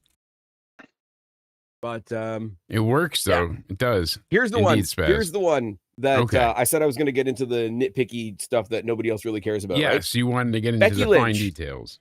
Becky Lynch, when she came out, she's the Intercontinental Champion, right? Yes. I will say, the Women's Rumble was a far more golden Rumble Okay. than the other, because obviously you don't have the 2 main world titles, but you had the US title, the IC title, both of the tag champions, and the NXT champion. Yeah, there. so you got quite a bit of titles. You got quite a bit of already established title holders in there. Everything. Becky Lynch coming down with her IC title, Which is right? established. Took off the big jacket, took off the belt, went to hand it to the referee, saw that the referee was Jessica Carr, Yep. snatched it back, and handed it to the guy on the other side. Which is funny. I love it. It's a nice little touch because Jessica Carr has Jessica been Carr on was supposed to be Evolve. number 30, and people saw her name in the Rumble later on in the night, Oh, but no. it didn't happen. Oh no. But Yeah. she's been I haven't watched much Evolve, to be fair. I'm not going to sit here and pretend that I have, but I know she's been wrestling on Evolve under a mask, getting the training in, getting the reps in. She and looks whatever. great. And apparently she's had some dark matches as well, like on Yes. not on house shows, but like before the show gets going and whatever, like legitimate dark match type stuff.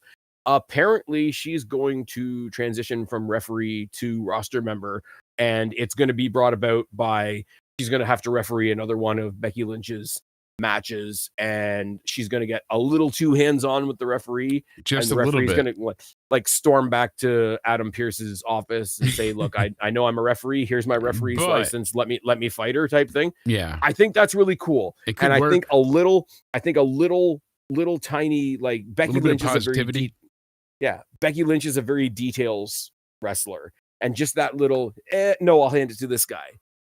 It's It less helps. than a second, but it makes all the difference. Yep. I thought that was really cool.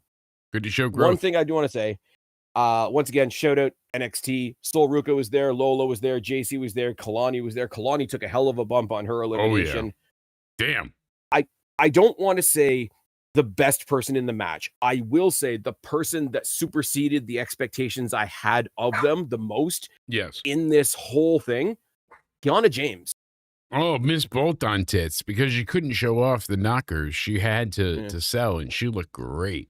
God She's damn, fantastic. does she came out look looking good. like a big purse. Yes, Looking absolutely. like a big friggin' like, She was so impressive, though. somebody honestly. took MJF's Burberry scarf and turned it into a body suit. The Triple B is now the body build. The Triple B over the double D's. Over the double D's.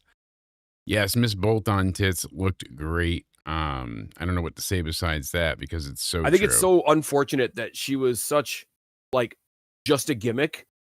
Like she was like the smart lawyer businesswoman type thing in NXT, and she's just been a sidekick so far on the main roster. Yeah, of course. And it was one of those, I'm glad she got to come into the Rumble outside of like Julia being there, because she's just like sidekick to Julia. Yeah. She got to go in there and she lasted a long ass time too. I don't think she was the Iron Woman, but No, she was in there for quite a while. Once again, shout out to our guys over at the Wrestling for Life Network, because KJ really likes Kiana James, and Nick, who doesn't? I don't think is as enamored, but every now and then it's like, Jesus, she's still in there. I mean, here's Miss What's your Kiana biggest James upside of the Rumble? pre-surgery? Downside. But this is an oldie but goodie. This is pre-surgery. Upside of the Rumble was the final exchange between the final three, Tiffany Bliss and Liv Morgan, was a legitimate holy fuck, she's gonna win. No, she's gonna win. No, she's gonna win. No, she's gonna win. See, the final bolt on three, tits, folks. Look at those. Could be more bolted on. Not a complaint, just a fact. Them fakies are not moving anywhere. All the money in the world. Yeah, Downside. I mean, look at that. They're not moving anywhere. Downside, there was two of them, and both of them are They named can Bella. knock you out. See, she doesn't have them there. See? I actually agree with She doesn't that have them downside. there. She doesn't have them there or there. See? You can see without the bolt-ons. Which she's I think still Jake's super having his own attractive. conversation. I am right now. I mean, I'm just trying to prove that bolt-on tits is indeed bolt-on tits. And indeed she is, because she goes from absolutely nothing to, wait, what? Okay. To a lot of it. And that's pretty shocking. But goddamn, she went from literally nothing, a carpenter's dream, flat as a board, never been screwed, to going to this. I mean, You know, I'm baffled.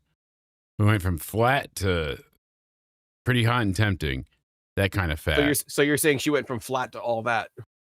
She did. I mean, goddamn, getting my blood pumping. But yeah, Kiana James could have had more in this match. The heels that she used to get thrown out with, holy hell, goddamn, did she put up one hell of a fight. The Women's Rumble was fun. I enjoyed myself. The Women's Rumble was way better than the Men's Rumble. And I I didn't even think have to wash it's my funny. balls, Cody.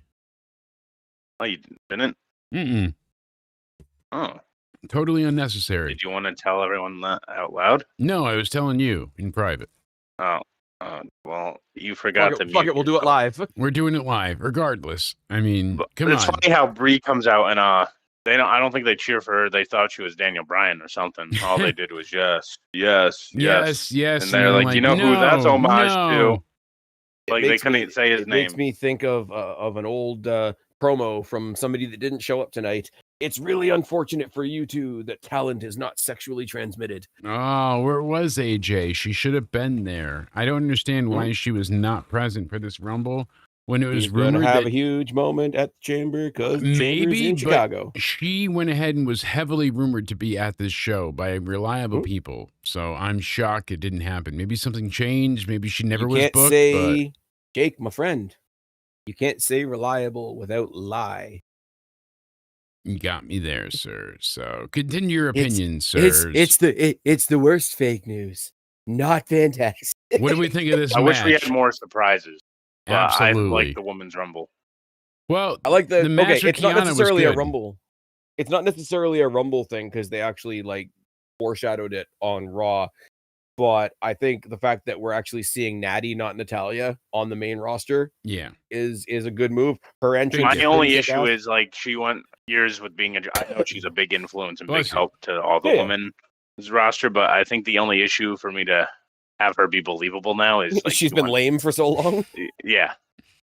Pretty much. This is the thing, and I think everybody says some version of this at some point. Like, we know Natalia is talented. We know she's like a fundamentals, like a basics type person. We hear all the stories behind the scenes of how like wonderful she is to everybody and for everybody. Great and all trainer that kind of and like all. and it's very much like I'm going to get repetitive here, and anybody who's listening to my podcast is going to tell me to shut up by now. But it's a similar situation to when I look at Raquel Rodriguez. Yeah. In the sense of she's gotten so much better than she used to be. Look at her from a year ago to now. Oh, exactly my point. That's why the Judgment Day should not end, because look at that group. Look what it did for Liv Morgan. Look what it did for Dominic. I mean, they can dissolve it now for something. It's not going to end. It's just going to change again. Yeah. Yeah, I think it helps build people up and make them way better. Look at Liv and Raquel a few years ago, and look at Liv and Raquel now. Look at Dominic a few years ago, and look at Dominic now. Yeah. Cody doesn't want me to build up stars. No. But here's the thing. I'm just saying. And I'm going to bring you were pointing out members. Okay. All right. No, I was pointing out a comparison with Natty and Raquel. Yes, right? Spaz, what do you got? I look at Raquel from an objective point of view, and she's gotten so much better. And you hear about the stuff that's happened to her, like behind the scenes in her real life, that are like health wise have been like super terrible. And we're happy she's back. Yeah, and, awful. You know, human to human. I'm glad that she's not going through that stuff right now. It seems like everything's good. I just don't care about her as a character. I have all these reasons. It's hard to. I have all these reasons why I should care, and for some reason I just can't care.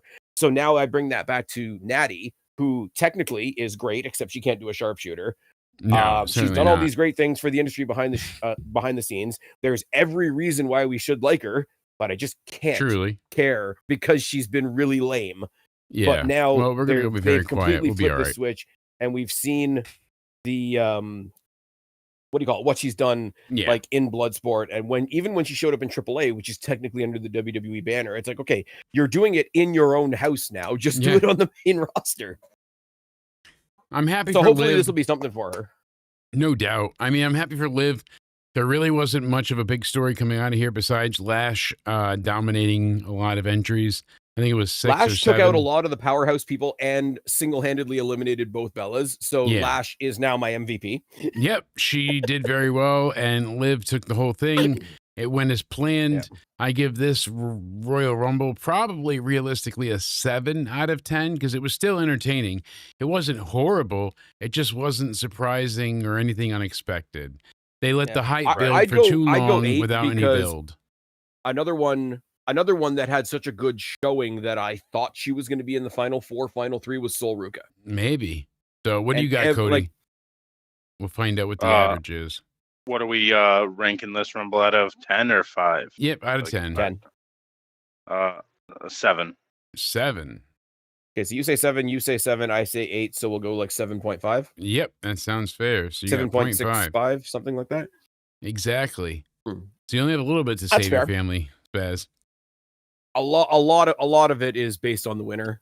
Yeah. And I'm sorry, I have to double down on the whole, like, I do not hate Bianca Belair. No, but the fact that she wasn't in it actually made it unpredictable. And I'm sorry, that's a plus. And a lot of people love Liv Morgan. You're right, because she was such a foregone conclusion that if you had her, what were you going to add to it? It was just going to be done for. Sorry, I got something in my eye. But yeah, she was just like, oh, if Bianca shows up, she's either the final 2 winning, or she wins this. That's really it. It's like, not Roddy Piper, damn it. I had people that were like, oh, well, she's been gone for so long. She really deserves a moment. And it's like, no, don't use the word deserve, because the people that deserve it are the ones that have been kicking ass and keeping the tent up while you've been gone. Exactly. And that I hate to sound like a cold dickhead, but like there is a truth. Like if you've been there all year, making this place what it is all year, and somebody who's a little more popular from reality show or whatever. Yeah. Of course. Yeah. I mean, if Logan Paul had won the men's Rumble, I would have laughed a lot, but it would have been interesting. But no, like I wanted to, I didn't know that Liv Morgan was going to win, but I wanted to cheer Liv Morgan. And then when she did win, it was an actual pop. Yeah. But I had people that were saying like, oh, if she's been gone this long, she needs something big. She needs to like come in at number 1 and run the table. I'm like, why? Do you want another John Cena? Why? Do you want another John Cena? Do you want another babyface Roman Reigns? She absolutely did that for long enough. So yeah. But no, I'm glad we all agree. We came to a pretty good decision. Bianca needs help. I've got the banana glasses on now to protect my eyes from any bullshit, because we're going to talk about the wonderful, the conclusion, the men's Rumble. Oh my God, what a clusterfuck this was. Yeah. I'm sorry, but Rock got eliminated during a yeet. I know, we had 2/3 of the participants, and then from there it just went to nonsense. No surprises again. No anything of substance. Nothing worthwhile. Nothing you're like, Mr. Iguana, Lil Parka were there. Who else was there that Powerhouse wasn't? Hobbs was a surprise. Royce the only reason Keys Powerhouse was the Hobbs, only the surprise. Powerhouse Hobbs thing, the only reason it wasn't a surprise to us is because we're balls deep in the dirt sheets. If you look strictly at what WWE gives you on TV and on their product, there wasn't a word about that. No, so not at Powerhouse all. Hobbs was a surprise. It was a surprise that we knew about, but it was a surprise. You get the difference that I'm trying to make here? Absolutely. You know what's crazy? I totally get you. What's that? The lack is the new. I think most people predicted like Braun Breaker or Roman Reigns to win the Rumble, and Braun Breaker was the first eliminated. There goes my prediction. That was my prediction right away. I wonder why they did that. It seems intentional. Maybe him and Roman will face each other at the Rumble, Seth Rollins? But I don't know how unless It's it turns Seth into a Rollins. triple threat. Yeah. So I think they do Seth and Braun at Mania. It's got to be Seth in the mask, and it's so People stupid, right? Are saying it's Austin Theory. People are saying that Austin Theory joined the Vision as like a sleeper kind of guy for Seth because he has history with Seth when Seth was doing like the Monday Night Messiah gimmick during COVID and all that. That he stole. Yes. I'm not gonna lie, like, okay, yeah, Seth versus Braun is the match I would like to see. People were saying, It's intriguing. We're gonna get Seth versus Roman at Mania because there's so much history. And I'm like, okay, I would love to see that, but the majority of people aren't gonna care. No. None of people even remember the Shield. Here's the thing that I will say though, because I want to give a little bit of credit to two guys I think a lot of people are overlooking. Oh, thank you, sir. Yeah, well, because like Braun and Seth is the story, but if Theory is sort of like the sleeper inside the Vision for Seth, and the match that we get is Seth and Theory versus Braun and Bronson, I don't hate that. No, it doesn't sound bad. Bronson has benefited from being in this group. Yes, and Theory many times is better than people want to give him credit for. Yeah, no, if it's not Seth Rollins, you know who it could have been? Adam Pearce. Oh, really? See, you need those diamonds up. The little squabble that he had with Paul Heyman on the kickoff, where Paul Heyman like revealed that Braun Breaker was number 2 after they had the glitch. Perfect. After they had the glitch on SmackDown. SmackDown, yeah, exactly. Got a close up. Whose face is this? Sorry. And Chad Gable. Well, you pulled that up. Chad Gable's return was short-lived, huh? That was fun though. Because at first I'm like, oh my God, they're going to have Rayo and Bravo take spots. Then I saw another American Alpha and I was like, wait, what? Another Chad Gable. I'm like, wait, what?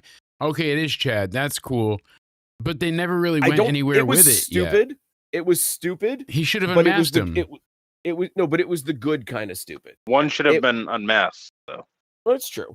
It's fine. No, Chad Gable's going to show up. Chad Gable's going to show up on Monday. Well, because Chad's been gone. Yeah. Right? And the Ludwig Kaiser version of El Grande Americano has gotten over as shit, especially in AAA. So hey, I don't think anybody. Hey, MDB in the chat. Thank you, buddy. I appreciate you. Absolutely. Check your messenger, Jake. I will indeed. Oh, let's discover sometimes this. Sometimes there's good stupid, right?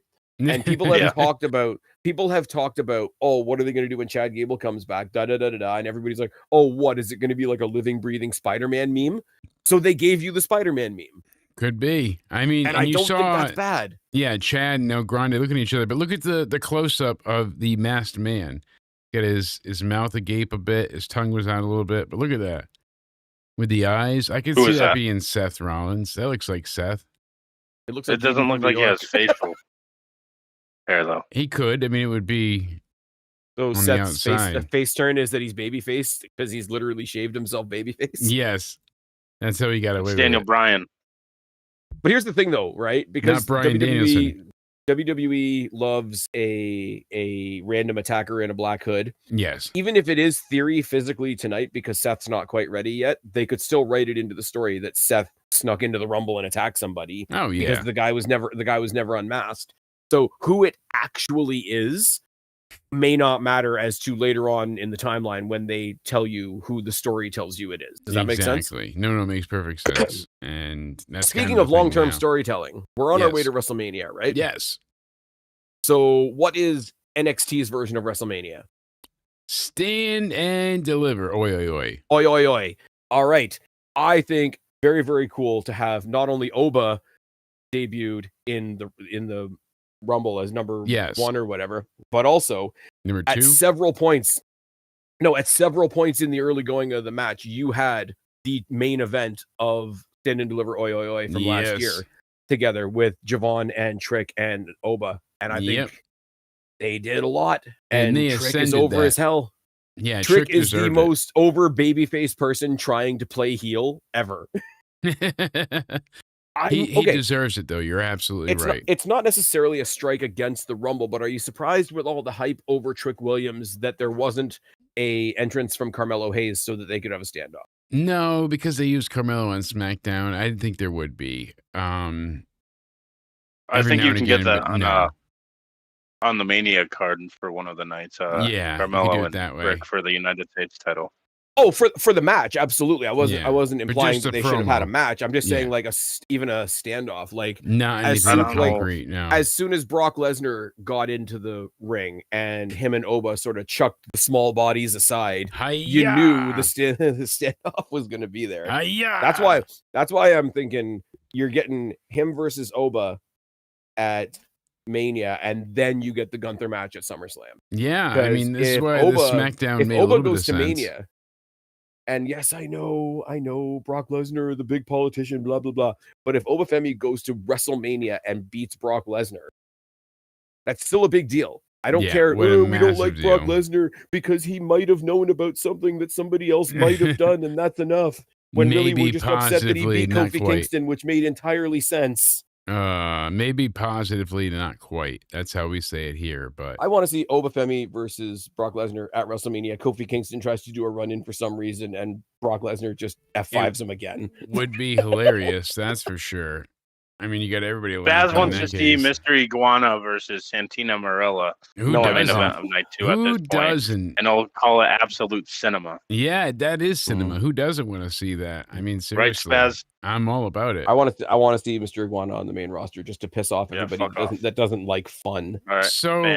What are we giving the Royal Rumble altogether, Cody? Because I feel like giving it a 7 out of 10 feels fair. The 2 matches were good, not great. Both matches for the Rumble were good, not great. Rumbles need more surprises. I think that's part of the surprises, Rumble. I'm sorry. Lack of interest. 7 out of 10 feels we didn't right. talk about this in all of our Drew and Fatu and Cody talk. We didn't talk about the fact that Drew basically fucked Cody out of the Rumble with a Claymore. Yes. Oh, yeah, that's true. So that's a good storyline as well for the men's. And I think that that's just going to continue to a triple threat, honestly. And then maybe you see, it seems like he'll be going against Punk, right? I hope so. I want that match. I'm going to be a petulant child about this to the surprise of absolutely nobody. I want Roman and Punk. I want Cody, Punk, a world title, and the main event of WrestleMania. Fuck Tony Khan. I'd like Cody and Punk, but it feels like Roman's got to get involved somewhere. And fine. Where? Saudi Mania. Him and Drew? Saudi Mania next year can have Cody and Punk. Oh, okay. There we go. It'll be for the big belt. There we go. What do you give this match specifically before we get into the overall rating of the show? Like, I would say this is like 7. 5. This match? Yeah, it wasn't bad. There's just no surprises. It was well wrestled. I'm gonna give it a 5 only because it was like clusterfuck. It like they missed like Brock getting eliminated when he did. People got eliminated weird times and stuff. Yeah, I don't know. No, that happens. I like when that doesn't just happen. But Brock Lesnar is supposed to be like a bigger elimination, not just they missed it. Just get tossed out during. Like Brock Lesnar is usually the monster in the field, but there was a lot of monsters in the field this year. Yes, I mean not necessarily Braun Breaker, but it is what it is. I'm surprised that Braun Breaker didn't come back at some point to attack somebody. I do think it's kind of funny though that I'm talking about this match specifically. Yeah, so am I. Ridiculous. No, he's not talking to you. He's talking to the chat, Spaz. He's having a fight with them. They're fucking. I'm too drunk and high to argue with anybody. I give this a 7 out of 10. I feel comfortable. Overall, the show, I give it like a 7 out of 10. Paul Heyman comes. I'm sorry, I'm not going to give a Royal Rumble a good rating. MDB 999. Okay, I'm not going to give it a good rating when it lacked surprises, when it was a clusterfuck. Go fuck off. There were surprises. Thank you very much. I'm sorry. Mystery Guana was a surprise. We got. What does he got to say? An 11 out of Oba 10. and Hobbs are darkest state Naomi at Lay and Deliver. Yeah. They're the darkest state of Naomi. Labor and deliver. I love it. Thank you, Pico. Jesus Christ. Okay, I'm going to get this out. So I don't good. care if the chat interrupts me. I don't care if Cody interrupts me. I don't care if the pyro interrupts me. I think it's hilarious. Yes. Out at number 2, you have Paul Heyman with his brand new jacked up, next big thing. Yes. He gets disposed of. So he just reverts back to type, Yep. reverts back to type and comes out with Brock Lesnar. He Hey, goes my back to the replacement- back and be like, who's healthy? Anybody? No, my replacement Braun Breaker didn't work. You did my toy. I got to go back to the old one. It does feel like that, though. It really does. He's just like, you broke that At some one, point but before- I still got this car. At some point I'll before take Lesnar it. walks off into the sunset, Braun Breaker and Brock Lesnar will be a fun match. Gotta happen. Bronson They teased Reed squaring Obafemi and Brock Lesnar well. That was fun. They did. Bronson Reed squaring off with Royce Keys. That's Big. two big dudes. Yeah, that's two big dudes. Let's do that. Yeah. Not a lot of anything that like throws you overboard and it's like, oh my God, I cannot believe they had this.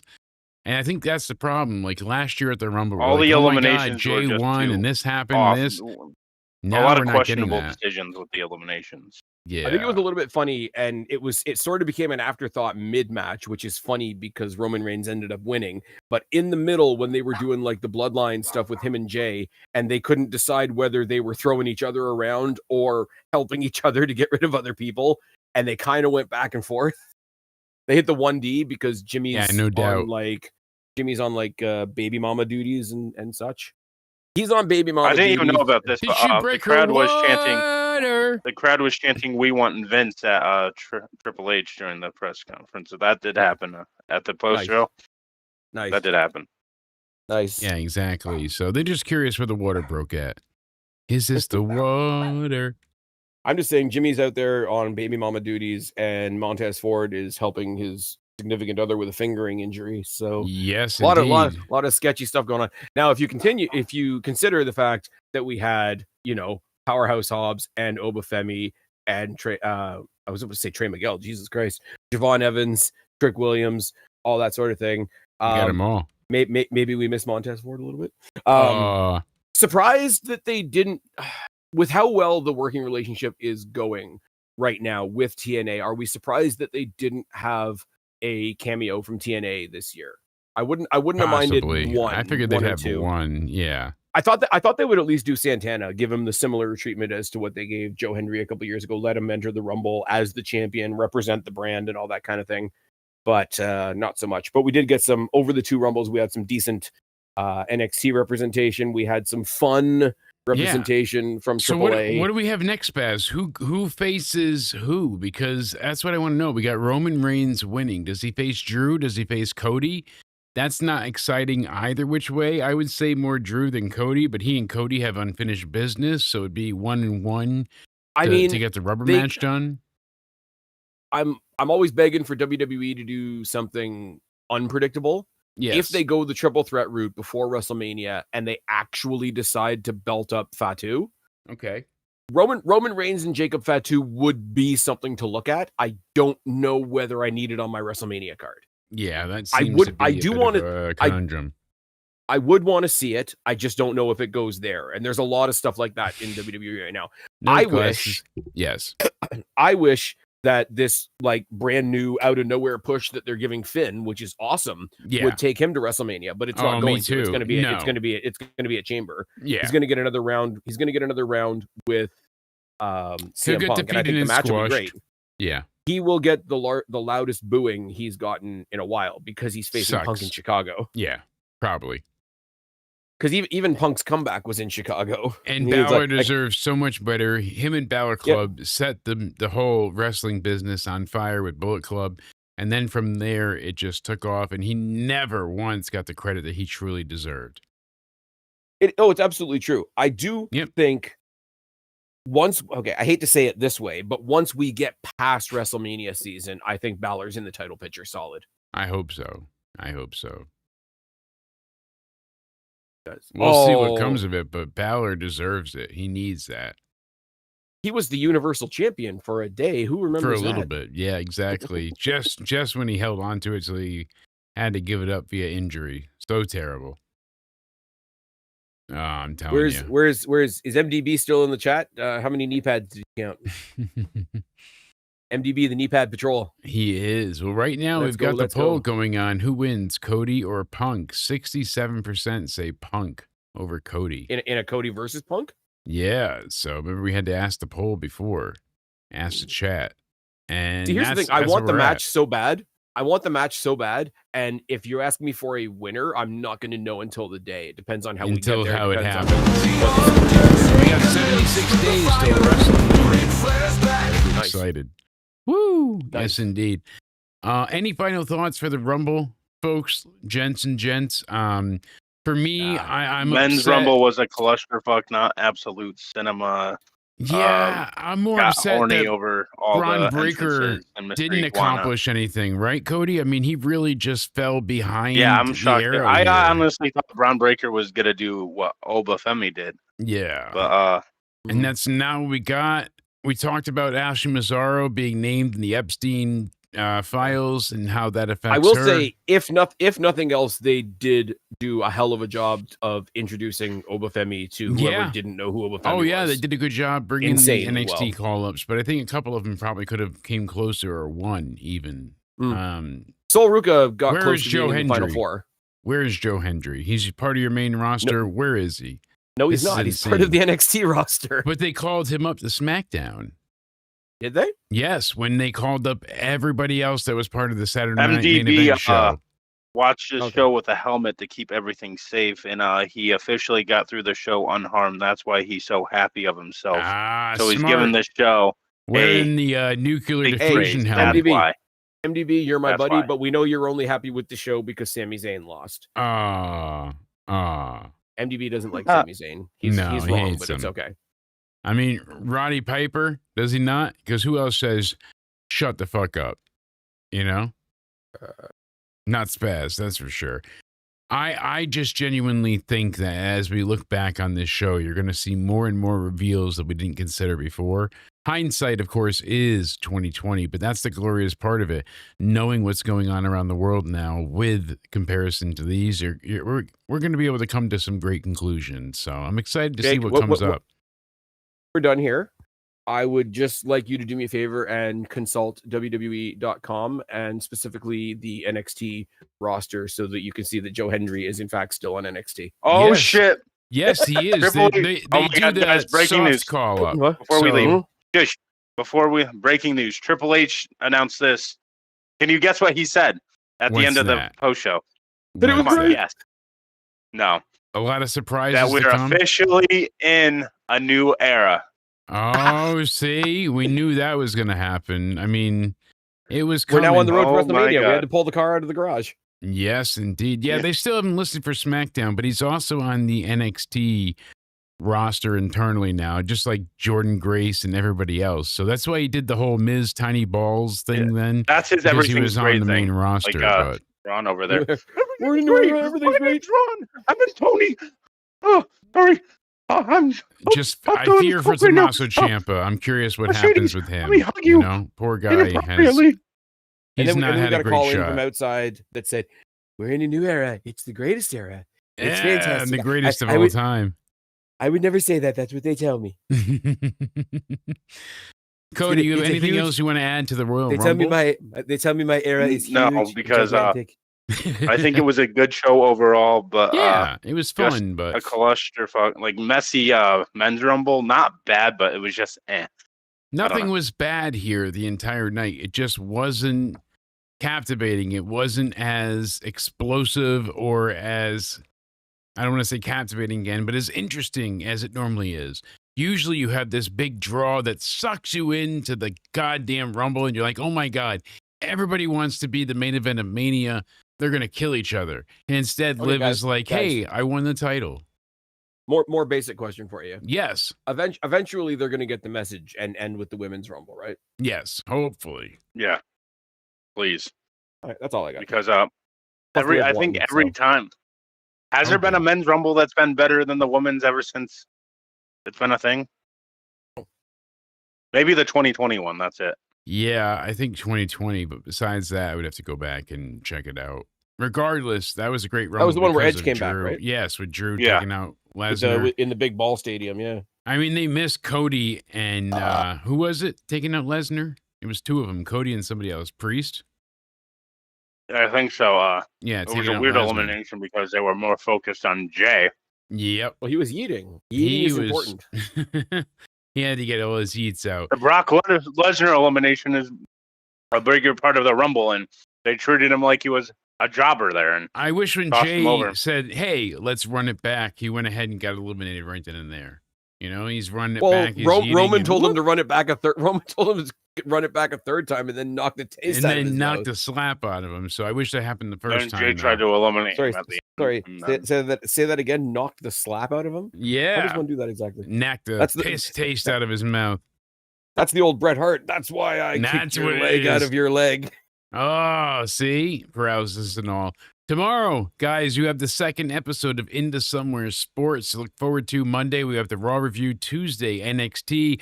Wednesday, Into Somewhere Weekly. Thursday is Into Somewhere Game Night. Friday, we'll be covering NXT. I don't think there's anything going on next Saturday, finally. But until then, we've covered a lot. Make sure you check out the shorts, the videos, the live feed, all of it to let us know what you've enjoyed, what you haven't.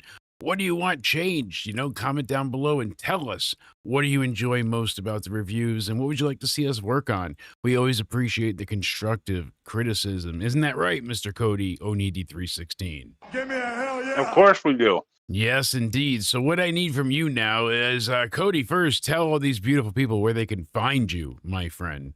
You can find me over on my Twitter or X, whatever you like to call it nowadays, at Judgment Day Era, soon to be.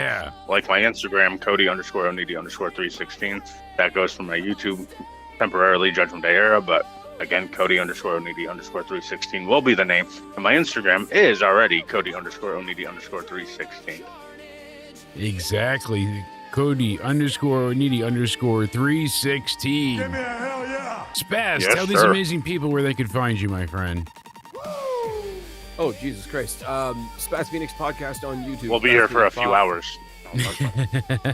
He's everywhere. Go ahead, my good man. Did we lose you? Uh-oh, did we lose Spaz? Right when he's trying to plug himself. Uh-oh. Spaz. We'll see if we get him back. In the meantime, you can subscribe to us, youtube.com/Jake DeMarco. Find me on Twitter at Countdown Ended, on TikTok at Into.Somewhere, on Instagram at Countdown Ended as well. We appreciate it greatly. Sir Spaz, back. I think we got you back. You got to tell everybody where they could find you, my good man. You lose me already? We did, but now we got you back. There we go. So. We found you. Okay, so I got to run through the whole thing again because I just said the whole thing. Okay.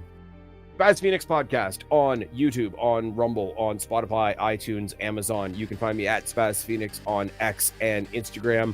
If you click on over to my YouTube channel right now, we're still running the pay-per-view day hangout, which is basically just Royal Rumble by the campfire. Go over there, sign it like a guest book, leave your reactions, your thoughts, your future thoughts for where you think they might go post-Rumble. It should be running until about 9 o'clock, if my timing is correct. When we get out of here, you'll be sent there, so make sure you go ahead and subscribe to Spaz Phoenix while you're at it. I'll give them 2 minutes. You have 2 minutes to donate $1,000 for Jackbox. Yeah. And I'm charging a hard bargain. If you donate $1,000, we'll play Jackbox for a few hours. Yeah, but, we got Jackbox games coming this week. We've got more indeed. You got until A18 to do it. But thank you so much to Spaz and Cody for being here. I really appreciate you guys. So glad we had you to join us for the Rumble. It's been such an exciting show. There's a lot, at least, to look forward to in the future. The women's leaves things still in the open sphere. Live one, but what happens with Judgment Day? What happens with Nikki and Brie? So much more. $1,000. The men's side, we really got to wonder. Roman wins, but Who does he face? Where does it all go? So we've got a lot to look forward to and at least anticipate over the next couple of weeks as they build to the Elimination Chamber. Until then, I cannot thank you all enough for hanging out with us for the Royal Rumble. Until then, subscribe to Spaz, subscribe to the one and only Judgment Day era, Cody Onito himself. And until then, I hope you all stay sexy. Wait until 8:18. I'm promising them. There we go. Just wait. We're waiting It's more coming. minute. Just wait. It's coming. Are we going to get a $1,000 donation? Y'all want Jackbox? That's what it costs. I We think got to that's see fair. you got the goal up, you know. We got it chiming up there. So let's see I'm what making it happens. impossible, by the way, so we don't have to play it because I don't want to play. But donate We love $1,000 and Jackbox, but it would I'll do tank the stream, so we don't want to do that. No, but we have the goal up. We'll give them 60 seconds, at least a 1K donation. As you said, still, I appreciate you all being here. It's been a great night. What was your rating of WWE Royal Rumble out of 10? Let me know in the chat right now so I can go ahead and share your ratings. I hope everybody had a great time. We'll play more Jackbox this week. That's right. We've got gaming night on Thursday, but I'm sure we'll play it before then. So the Boxo Jack will live. We've been going live for a little over 3 hours at this point. So impressive, but we appreciate you all hanging out with us the entire time. Stuart gives it a 4.5 out of 10. I was at a 7. Cody, you were at a 7. Spaz, what were you out of 10? For the whole show? Mm-hmm. I gotta sit at around an 8. Like an 8. I got an 8 for the ladies and a 7-ish for the men's 7. I could push maybe to 7.5. Sounds and fair. Both the heartbreaking matches in the middle didn't go the way I wanted to, but that doesn't make them bad matches. So I can't really take anything off from that either. So hovering at the 8 for sure. You guys really failed. 8 sounds positive, but you know, really interesting to see where Sami Zayn goes from. Exactly. One more time for the chat. You guys failed to play Jackbox tonight. Nah, you didn't get the $1,000 donation. Damn, we tried to set the goal, but it never happened. So we thank you for trying to help us hit the goal, but we appreciate it greatly. Until then, I hope you all stay sexy. Have a great day. Tomorrow we've got Into Somewhere Sports coming for you live and in charge. Isaiah and Cody go over the MLB best of the year votes and predictions. You're going to want to go ahead and check that out. Thank you to everybody that checked in and tuned into tonight's stream. Thank you for helping us basically hit just about 18,000 subscribers. We are right there. We're right at the cusp. So that is great. We really appreciate everybody for helping us try and hit that metric. Make sure you subscribe. Make sure you tune in. You can become a member if you feel like it. We appreciate it greatly. We're currently at 17,897 subscribers. So just a little bit away from the coveted 18,000. I can't thank you all enough for all you have done. Thanks for the chat. Yes, big congrats, big congrats to Jake. You've been killing it, bud. Thank you, Yeah, Spaz. one last thing before we go for the night. subscribers. Congratulations on failing your goal for Jackbox again. Cody's rubbing it in. What a bastard. Make sure you comment how much of a bastard Cody is. But until then, I hope you all stay sexy. Have a great night. Thank you to Spaz for being here as a special guest. Cody and I can be found in the description box down below, as well as all the friends at the show. Until then, guys, stay sexy, and we'll see you Monday night for the Raw review. Oh, they fucked up. They missed it. Look at that. You had to give it to them one last time. All right, now you can go. They missed it. Night, guys. Thank you so much. Enjoy your night. Royal Rumble's out. What do you give it out of 10? Let us know. Stay sexy. Going into somewhere.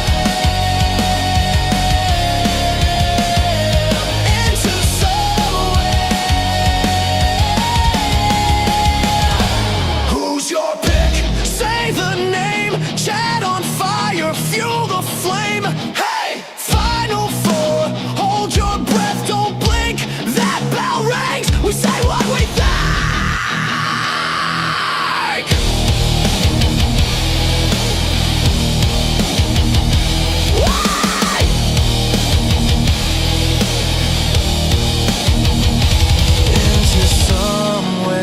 diving in. Rumble nights where the chaos spins. 30 dreams, one road, one glare. Who goes to the show under bright cold stares? Hit that bell, pull up a chair. Jake and Cody right here. Taking you